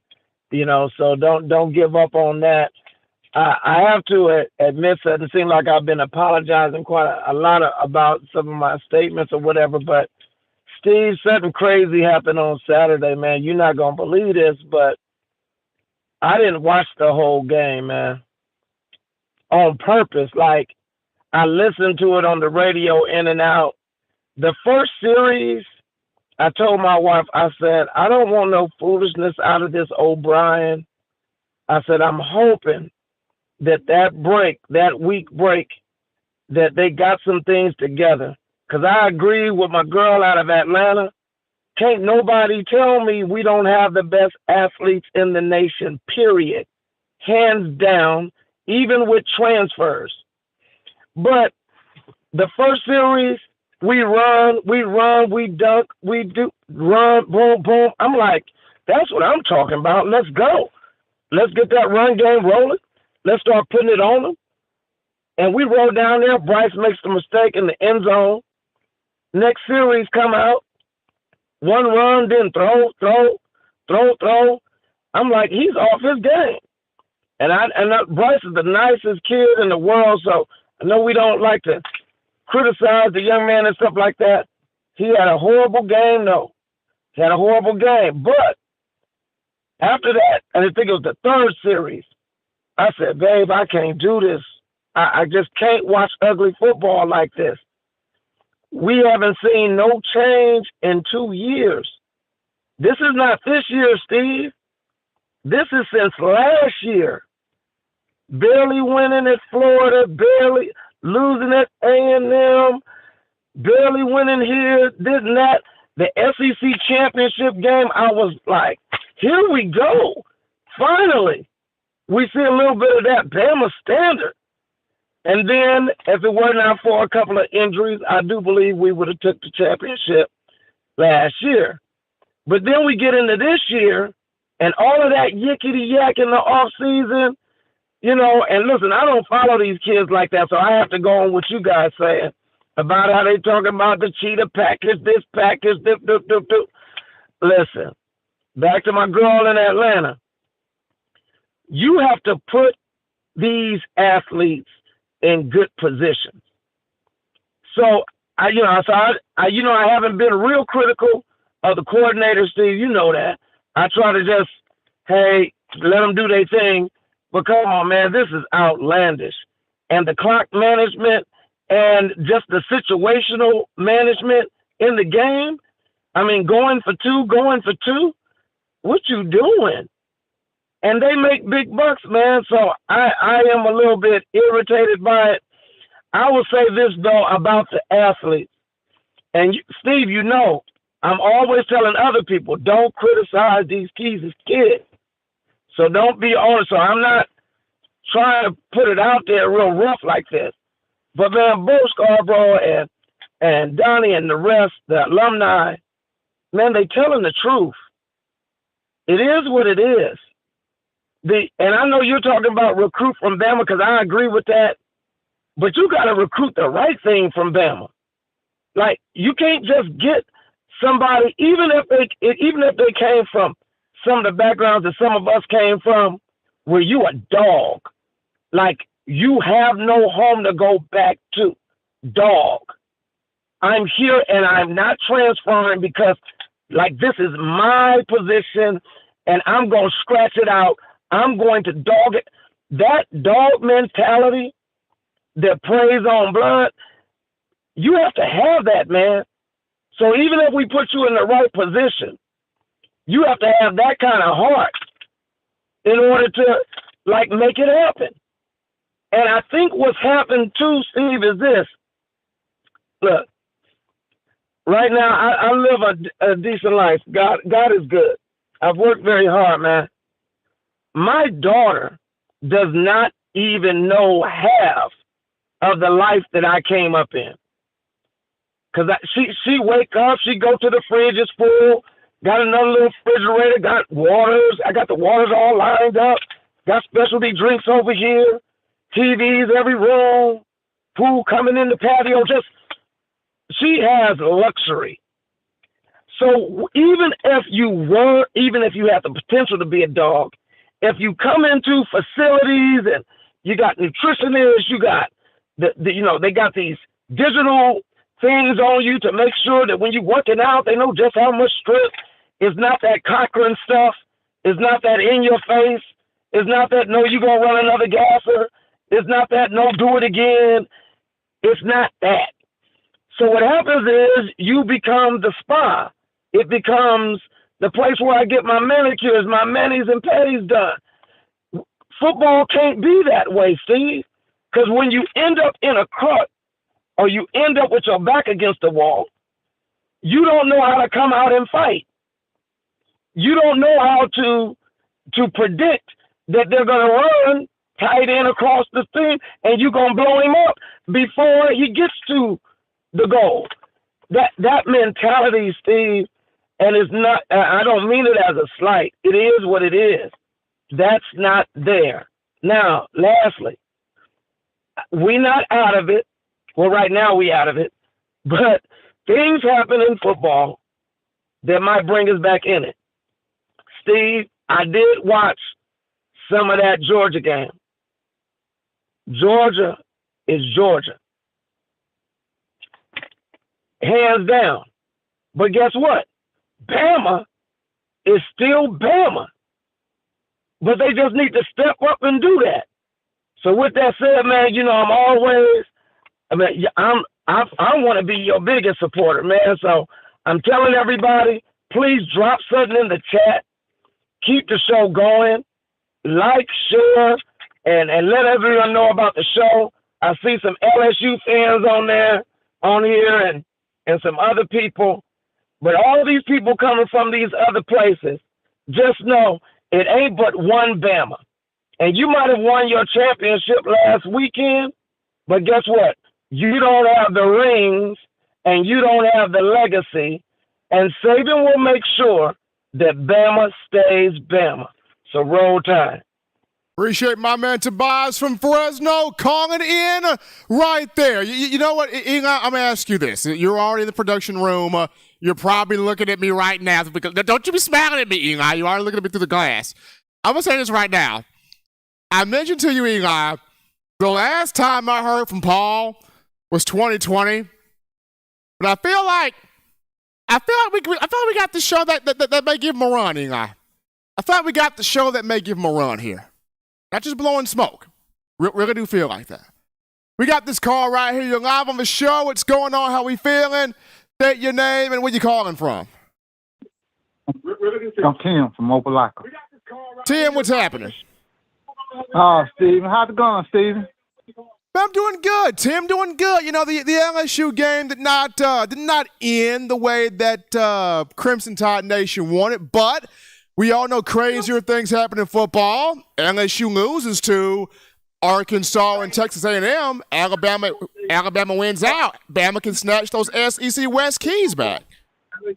Oh yeah, Steve. I keep up with all that. Steven, I want to say something about the Alabama Nation. We are spoiled Alabama fans. I mean, before Coach Saban got it to Tuscaloosa, Alabama was a program that down. They couldn't beat Auburn. They couldn't beat Tennessee, LSU. We were looking for a win. Now that we don't up the standard of this right here, now every time we lose, it's the dynasty. It's the dynasty is gone. The dynasty go away, and that people gotta understand this right here. That the West is people. These are teams are getting them upgraded. Look at the coaches in the West. The West is brutal. The West is brutal. Even the East with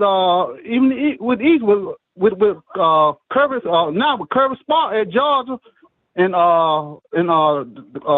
Hyper from Tennessee. Hyper from Tennessee. Well, I can't remember. Yeah, and I don't understand. Us as fans, we got to have faith. Yeah, from Tennessee. Yes, we got to understand.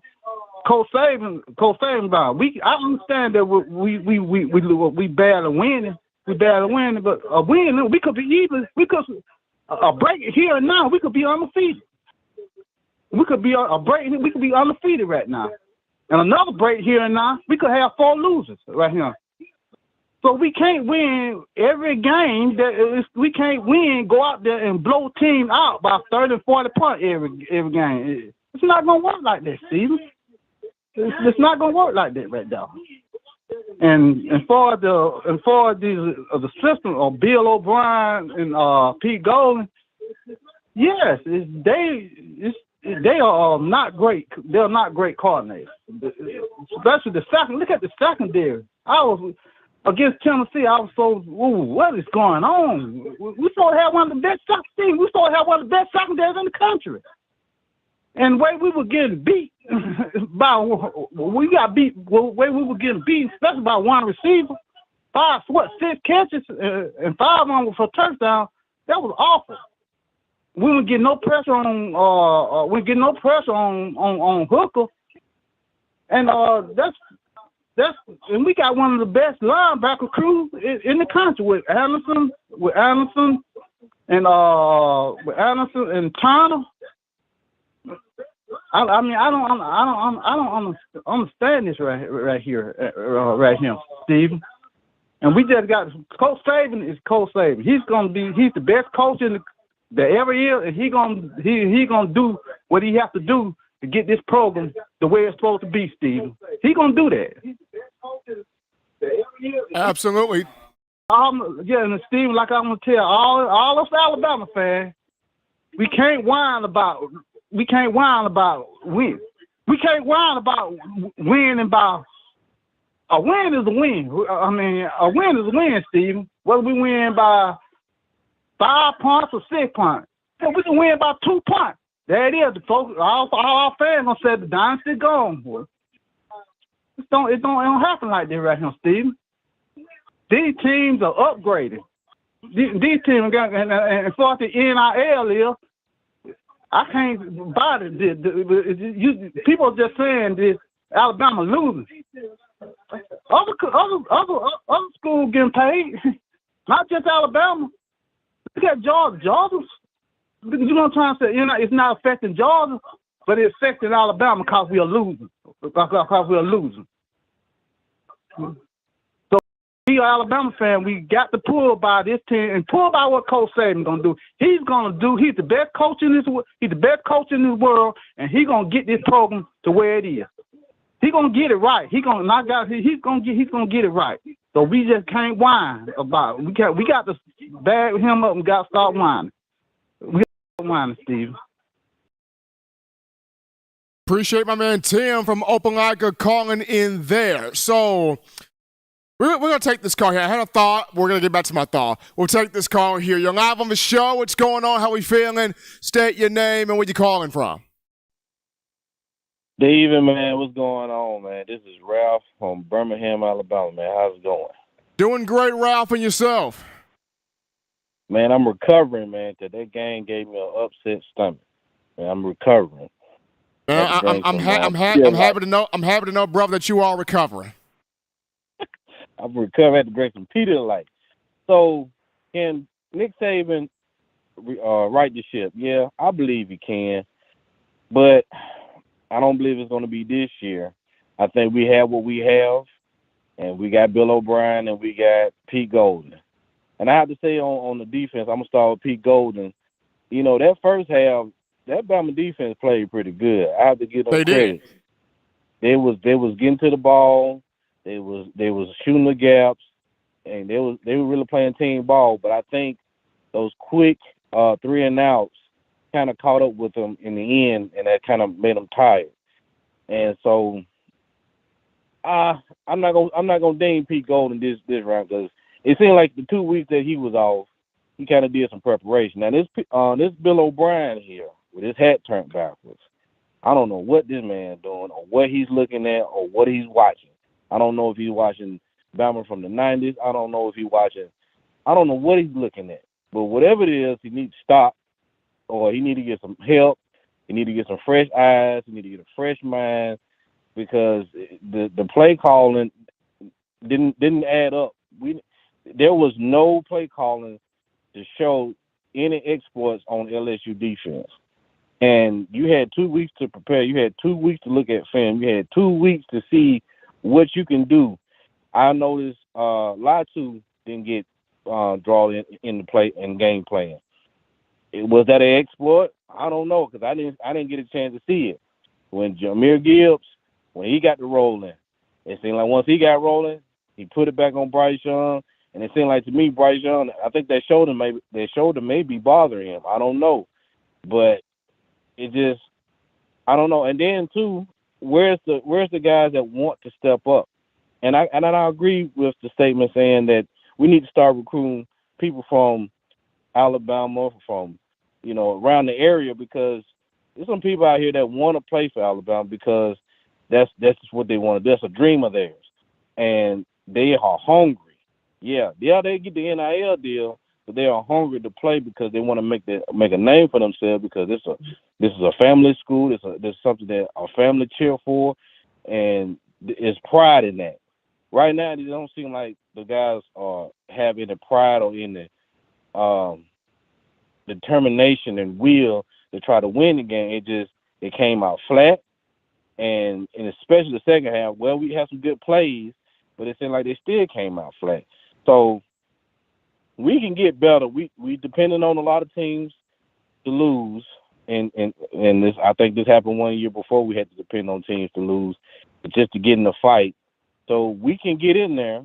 I'm not discouraged that we can't, but if we don't get there, at least try to get a good bowl and finish the year out on a high note. But I want that SEC championship. If we don't get the playoff, I really do want to get that SEC championship. And so, Nick Saban can right the ship. And I think he realizing that what he's been allowing to go on for so long has caught up because that game plan from Bill O'Brien, trash. And it gave me an upset stomach, Steve. So, roll tide. We're going to continue to work on it. And we're going to continue to point out these flaws because one thing I like about being an Alabama fan and rooting for Alabama and the Alabama nation, I love hearing you guys out there because even though you guys are not getting paid millions of dollars, you know your football. Especially that girl Chi from Atlanta. She knows her football. And continue to hold people accountable. Continue to point it out. Continue to say, hey, this ain't right. This ain't making no sense. I'm not getting paid $1 million, and I see that there's a problem, and you getting paid all this money, and there's a problem, and you don't seem to see it. So, hey, continue to do what you do, Bama Nation. And now I'm out. Roll Tide. Appreciate Ralph calling in right there from Birmingham. Before we'll take this call here. We're going to call right here. You're live on the show. What's going on? How we feeling? State your name and where you calling from. What's up, Steven? This is Mario from Houston, Texas. Mario, what's going on, man? Oh, man, nothing but, man, I feel like this is going to be a trend with LSU and Alabama because of the fact I said Brian Kelly, the win against Ole Miss was cute. That was nice. But I say he got a week to prepare. Let's see what he come up with. Because I never worried about LSU playing before because I knew they didn't have the coaches. When they came out and Alabama continued to get 3 and outs and they stuck in the game, I say they may have something. Do you think this is a trend with LSU and Alabama since now LSU have a coaching staff? Because LSU always had talent. They done snatched defeat from victory like 5 times over the last 10 years. They always hung around. But do you think this is a trend with Brian Kelly being at LSU? You can say that, Mario, and here's why. I draw similar parallels between this past week's game against LSU and the 2019 game against LSU. If you remember, 2019 game, Alabama came out hitting Ed Ogeron and LSU in the mouth with big plays. I mean, Tua was on fire. Najee Harris was getting up and down the field. The offense was rolling. And they get down inside the 10, and Tua tries to run. He tries to switch the ball to his offhand. He fumbles it. LSU recovers, and you're like, we're going to have ourselves one of these types of games. And it was a struggle from then on out. And then this past week, it's the same thing. Alabama comes out, boom, boom, boom, boom, bam, just killing LSU. They get down once again about the 15, and Bryce Young, bless his heart, trying to improvise. He's trying to rope a no-look pass around a linebacker and hit JoJo Earl. It's thrown slightly behind Earl, and it gets picked off. It was the very same scenario. But it was still the coaching, Steve. It was still the coaching. LSU had coaching. They had coaching too. And every time Alabama answered, Alabama came all the way back. And LSU answered. Joe Burrow and them, they answered. Same thing with this game. They was able to answer. They had the answers. But all those coaches left. All those coaches left, and LSU went straight in the toilet. They did. But now BK, he has these guys, man, and he just got 22 guys off a playground and had a week to prepare and got it done. So Brian Kelly has always been a good coach. The thing with Kelly is at Notre Dame, he was always kind of fighting the academic restrictions there at Notre Dame. And on top of that, Kelly had moments where he would say something or do something that would rub somebody the wrong way. But in terms of the X's and O's, he's always known the X's and O's.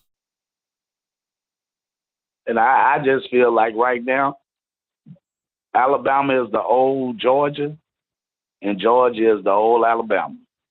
Because what Kirby got cooking, man, and then you look at LSU, you look at Tennessee, you look at Ole Miss, I think it's beginning to catch up with coaching. Because one thing I knew about LSU, if they ever get coaching, I never worried about LSU. But I knew if they get somebody there who could coach and who could put a staff together and could recruit, because they go recruit. The NFL statistics tell you, Alabama, LSU, Ohio State, them the big dogs. They go put people in the league. And right now, he tearing it up in recruiting. I just need to know if this gonna be a trend coming where, because LSU been able to compete with dummy coaches. Orgeron and Miles, they was able to compete losing 10-0, kicking balls out of bounds. They doing all this crazy stuff and just get a game to Alabama, right? I was never worried about it, but I said all that they did, Florida State, Ole Miss, Auburn, all them games they won, I say I ain't worried about that. Let me see what he could do with a week to prepare. If he could get this here pulled off with a week to prepare and they look prepared, they going to be a problem, a big problem. And LSU, wait. Could this be a trend? Mario, it very well can be, because the one thing that Brian Kelly said prior to the game, prior to the week, I came to the SEC because I want a shot at Nick Saban. That was the one thing Brian Kelly said leading up to the game. And he had those guys out of that locker room. Boy, did they believe. They played like they believed. And, goodness, Jayden Daniels making plays. And that Perkins kid, number 40 they got, that young man's going to be a superstar. But that's the thing I'm saying. They always had the talent. It just wasn't. Coaching wasn't there. That one year they had the coaching, Alabama came all the way back. But they answered and kept them up at bay. Same thing with this game. I was like, damn, they answered again. I thought they were going to get a game away like usual, right? But it's just the coaching. And then everybody blaming the offense coordinator, defense coordinator. Hey, LSU was prepared. They was prepared. It got nothing to do with the OC and DC. It's another team on the other side. They got guys who could scheme just like they could scheme. It's the same thing. The talent is about the same. Alabama just ain't far and away better than them like they was with Mississippi State. But, hey, we'll see what happens. But I'm hoping this is a trend. Go Tigers. We got Mario calling in right there out of Houston, Texas, giving us his thoughts there from the LSU perspective, the Alabama-LSU matchup. We got this call here. You're live on the show. What's going on? How we feeling? State your name and where you calling from. Stephen M. Smith. How you going, brother? This is Ray in Denver, Colorado. How we doing, man? Doing good. Working late. I drive semi-trucks locally, so just getting a little overtime never hurts. Nothing wrong making a little extra money. Nothing wrong with that. Yeah, man, I'm just hurt like everybody else. Big-time Bama fan, long-time Bama fan. And, we all know the Bama standard. We all heard what the ex-players had to say. Man, they couldn't be more right. But what really kind of pissed me off, man, since when does a coach have to say, I want to beat Bama? and then beat him. I'm sorry. I want to beat Nick Saban and then beat him. Since when does that happen? I mean, Ray, I remember at one point in time where Nick Saban had made the Alabama program Goliath, to where there was so much respect, there was so much reverence, there was so much of, I'm afraid of that team. You couldn't even utter the word Alabama unless you knew you were about to get killed. And now you got opposing teams going, we can take them. We believe we can take them. We know we can take them.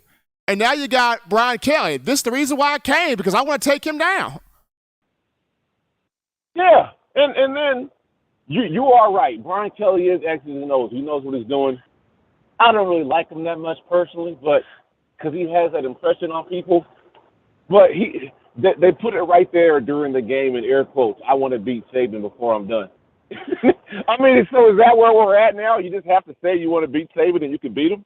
I mean, that is so embarrassing. I really hate that because I love Saban, and I think I believe in him because he already proved to us that he can adjust. He already did it. We ended up winning three championships with it after he adjusted. And so I still do believe in him.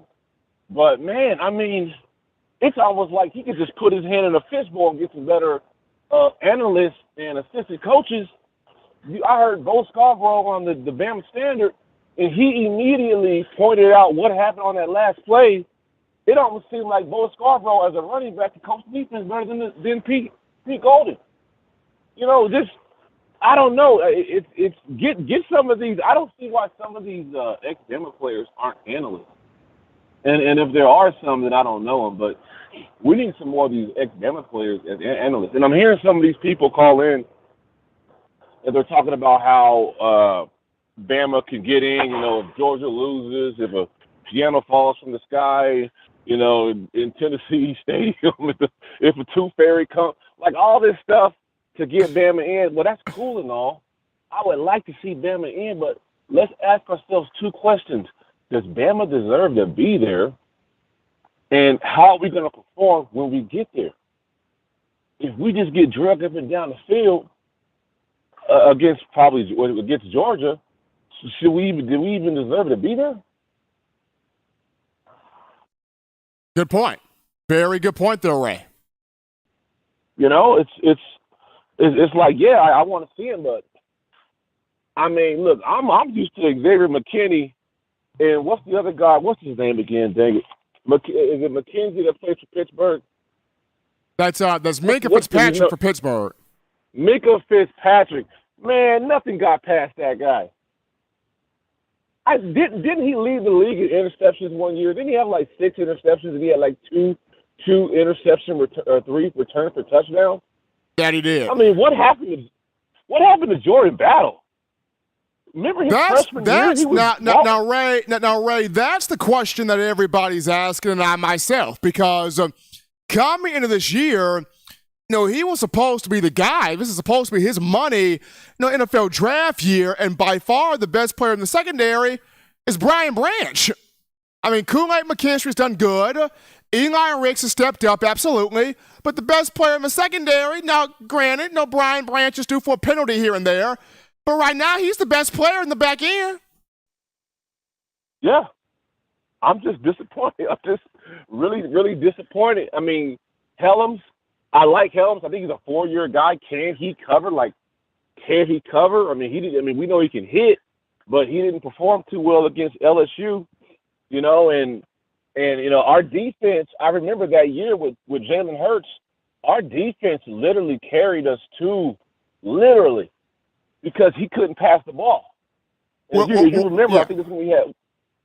Well, Ray, you also got to remember, Ray, that Alabama defense in 2016, that Alabama defense, it didn't just have the opposing team and the opposing coaches and the opposing team's fans afraid of them. That 2016 defense had the media afraid of them. I mean, do you not recognize A'Shawn Robinson was 330-plus pounds. This man got a bald head and a beard. He used to swallow the podium. We're thinking he's 40 years old. Like, ain't no way on God's earth he's 18. Give me a birth certificate for crying out loud. This joker that big, swallowing the whole podium. He had us scared. And then Ryan Anderson, that dude never smiled. There's a reason why he's called the angry man. He never smiled. He looked mad. I remember when they were interviewing him before Clemson for the championship. What did he say? Baked potato bowl? He said, "We're Alabama. We don't play in the baked potato bowl or something." He said something funny, you know. But hey, we got spoiled, man, because we had some studs, some real men on that defense, and they were giving so many 3-and-outs. We had so many chances. I'm thinking, is Mac Jones that much better than Bryce Young? Is Mac Jones better than Bryce Young at all? Or did Devontae Smith and I forgot the other wide receiver's name. Who's our tight end in 20? Jalen Waddle, and there's another one. He had long hair. He had braids. John Mechie. Okay. Aside from Waddle, because I know Waddle and Smith are elite. Is anyone on our all those wide receivers we got? They're not as good as Mechie. Is anyone as good as Mechie? I feel like talent-wise, Bama's got guys as good as Mechie, but the difference between Mechie and the guys we have now, guys Bama has now, Mechie had the work ethic. Mechie wanted it. Like if you told Mechie, give me a 10-yard curl, Mechie was going to run that curl precisely in 10 yards and work back to the football. If you told Mechie, give me a 5-yard out, give me a 15-yard post bang in, Mechie was going to run that route precisely, get open, create the separation. Mechie wasn't a speed guy, compacting his frame, but Mechie would outwork you. And that's what made him great. He would outwork you. He would get to his spot. He would run that route to perfection. And I look at the guys that Alabama has now, more talented than Mechie, sure. But will they outwork you like Mechie? No. So Steven, I'll end on this note. Everyone keeps talking about what's wrong with Bama. Bill O'Brien. What's the other guy? Bill O'Brien, Pete Golding. Okay. You know, analysts, assistant coaches. We just talked about the defense we used to have. We don't have that now. We talked about wide receivers we used to have. We don't have that now. Mac Jones, I guess it was Steve Sarkisian. Mac Jones looked like Tom Brady in 2020. I mean, he was getting the ball out. I guess Devontae Smith was getting open in like 1.2 seconds. But he was getting the ball out so fast. I'm seeing Bryce Young inaccurate. He's got to be injured. He's inaccurate. He's underthrowing. You know, so there really is no debate. We're not performing as the Bama standard because look at who we have now compared to who we had. And I guess it's the NIL deals. I don't know. If you get money, you can't play hard. Don't you still want to win? I don't get it. If I was getting money, I would still want to win. You know, scouts are still watching you. But hey, Steven, love your show. I am a member. I joined up. Always support your show and enjoy. I'll keep watching. Absolutely. Ray calling in from Denver, Colorado, helping us out here on the show. We're going to grab this call. You're live on the show. What's happening? How we feeling? State your name and where you calling from. From Louisiana. Hello, what's going on? I'm just listening to some of you people from Alabama complaining. Did they not forget that Nick Saban came from LSU, and Nick Saban said a couple of years ago he's sorry he had ever left LSU, but he wanted to try his luck in the NFL? So now they're beating on Nick after he brought you all those championships. It seems a bit ridiculous. Before Nick came, Alabama was in the doghouse. So we like Nick here. If Nick had never left, all those championships would be here in Baton Rouge. So it seems like the people of Alabama are unappreciative of what they have. I saw some quotes today where people were saying it's time to fire Nick. How could you want to fire somebody who's brought you 6 championships? It's a bit ridiculous. And so far as LSU's on the move up. Remember, LSU almost beat Alabama in Tuscaloosa last year with a very bad team that was shorthanded. So people in Alabama need to get ready. It's going to go back to being even Steven again. Plus, Alabama recruits a lot of players from Louisiana to Alabama. And the players here at LSU, 90% of them are Louisianans. They want to play for LSU.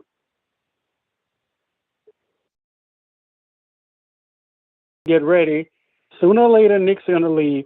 Nick's in the Louisiana Sports Hall of Fame.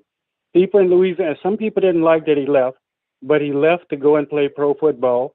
And then when he came back, a lot of us wanted Les Miles gone. Nick could have came back and had his job anytime. So it's just, to me, I'm saying, like, the people of Alabama don't seem appreciative of what this man has brought to you all. And LSU is going to come back. They're recruiting hard. Ed Orgeron left us with 39 players last year. So that's about, I'll listen to what you have to say. Appreciate Floyd there calling in from Louisiana. Now, on my end, absolutely appreciate what Coach Saban has done on my end. I mean, being able to cover this program now, this is my 15th year doing this, been doing this since I was 15 years old. So I've been enjoying every inch of what Coach Saban has done. I mean, I grew up in the Dubose, in the Franchione, in the Mike Price, in the Mike Schuler era. That was my childhood. I grew up right in all of that, and all of that was frustrating. My one flicker of hope, Eli, was 2005, when Alabama under Mike Schuler went 10-2, and I was like, good God, did we play on the Magic Bean and got hot? Like 10-2, and every time Jamie Christensen would kick a field goal, it looked ugly coming off the foot, but boy, that ball would find its way for the goal post, and you win those 10 games. I mean, that was outstanding. And then singular gave Mike Schuler that extension, and then it kind of went downhill from there. But, I mean, I greatly appreciate all that Coach Saban has done with this program is concerned. We got some super chats to shout out right now. So how about Whitney Simmons with that $9.99 in the super chats? Appreciate Whitney Simmons right there. Dancing Steven does also. And then our old Jimmy Cash Money Clay with that $25 donation in the super chats as well. Appreciate everybody calling in, Bama fans, LSU fans, all fans, making this your show, your network right here. Kind of a cool topic here, Elon. Is it time to do this, though?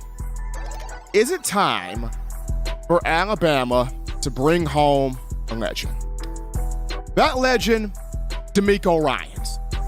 DeMeco Ryans, who's right now with the San Francisco 49ers, if I'm not mistaken, as a defensive coordinator. Doing a great job in the NFL, an outstanding job DeMeco is. He's from Bessemer, here in the Birmingham area. And, plate linebacker for Alabama, one of the best linebackers to ever come out of the program, period. An academic All-American, but would light your butt up, DeMeco Ryans. Extremely smart. Highly instinctive. Very good coach. Can relate to anybody. I mean, is it time for Alabama to kind of make this move and be like, DeMeco, you know what? Come home. You could be we'll get defensive coordinator, inside linebackers coach. We'll have you be the coach in waiting. Once Saban decides to call it a career, DeMeco, you can slide right in there.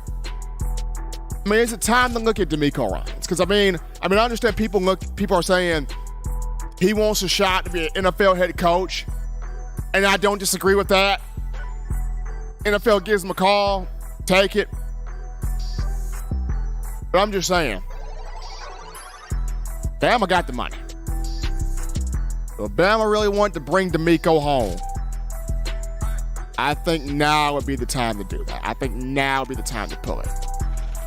That's just my thought. That's just my opinion. We're going to take our final break from the show. When we get back, we get into a little bit of a conversation of, can Coach Saban right the ship?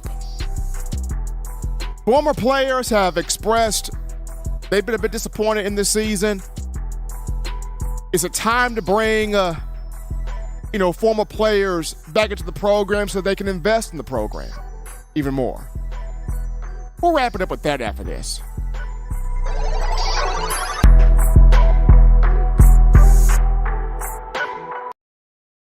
Touchdown Alabama Magazine is Alabama football's premier publication. A subscription to Touchdown Alabama Magazine is the perfect gift for any Alabama fan. For exclusive news and information, recruiting updates, a free annual print magazine, and more, go to touchdownalabama.com and click join. Only $7.95 per month, or pay $74.95 for a full-year subscription. That's a yearly saving of $20. Go to touchdownalabama.com today and roll Tide.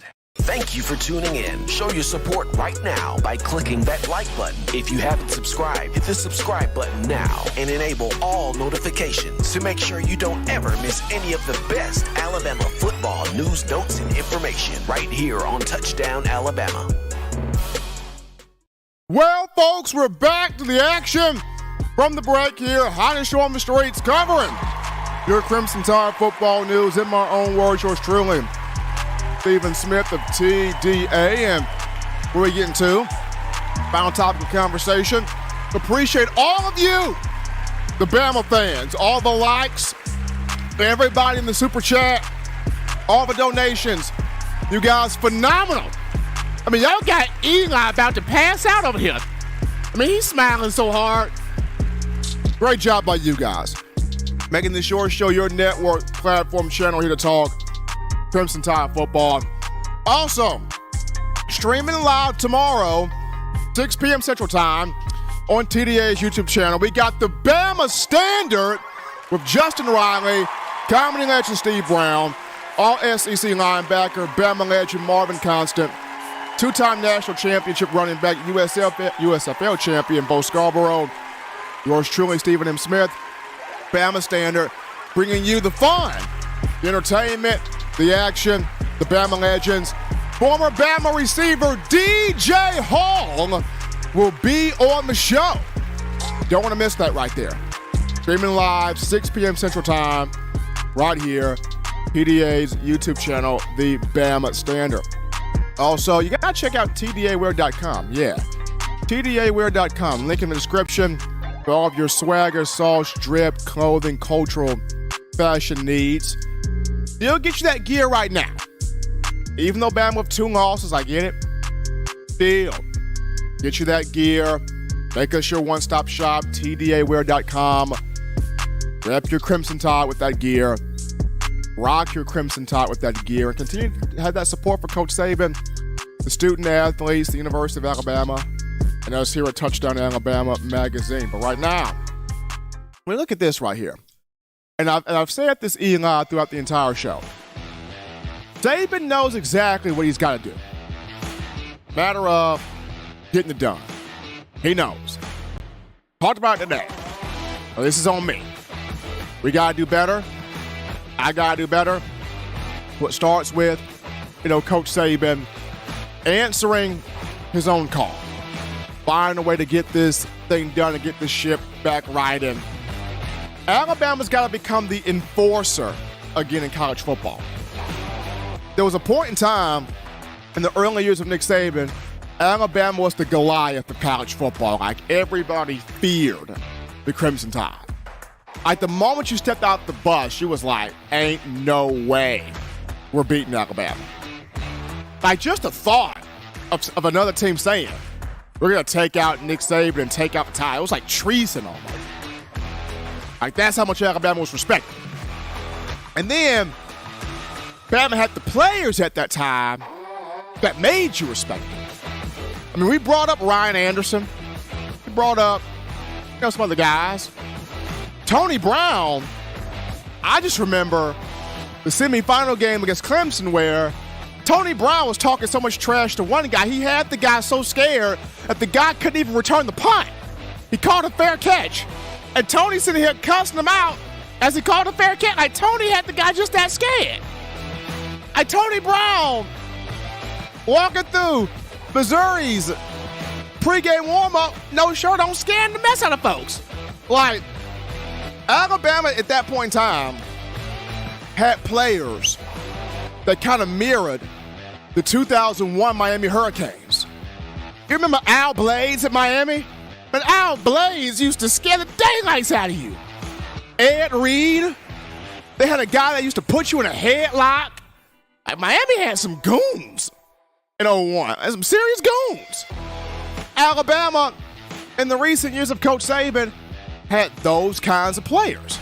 And those kinds of players made this program the enforcer. They inflicted pain on opposition. They inflicted fear upon teams.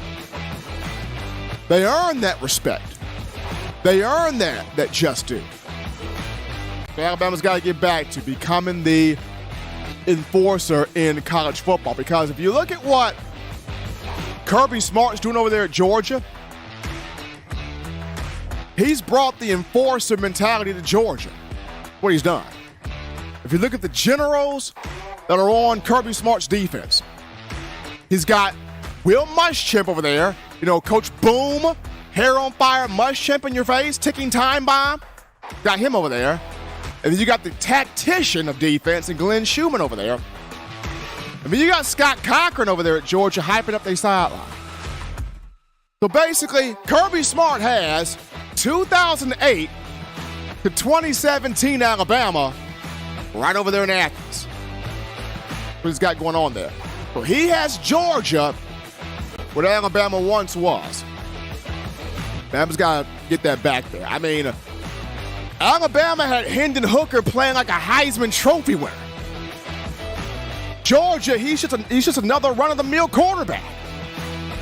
I mean, my goodness, Georgia had one blitz the whole game.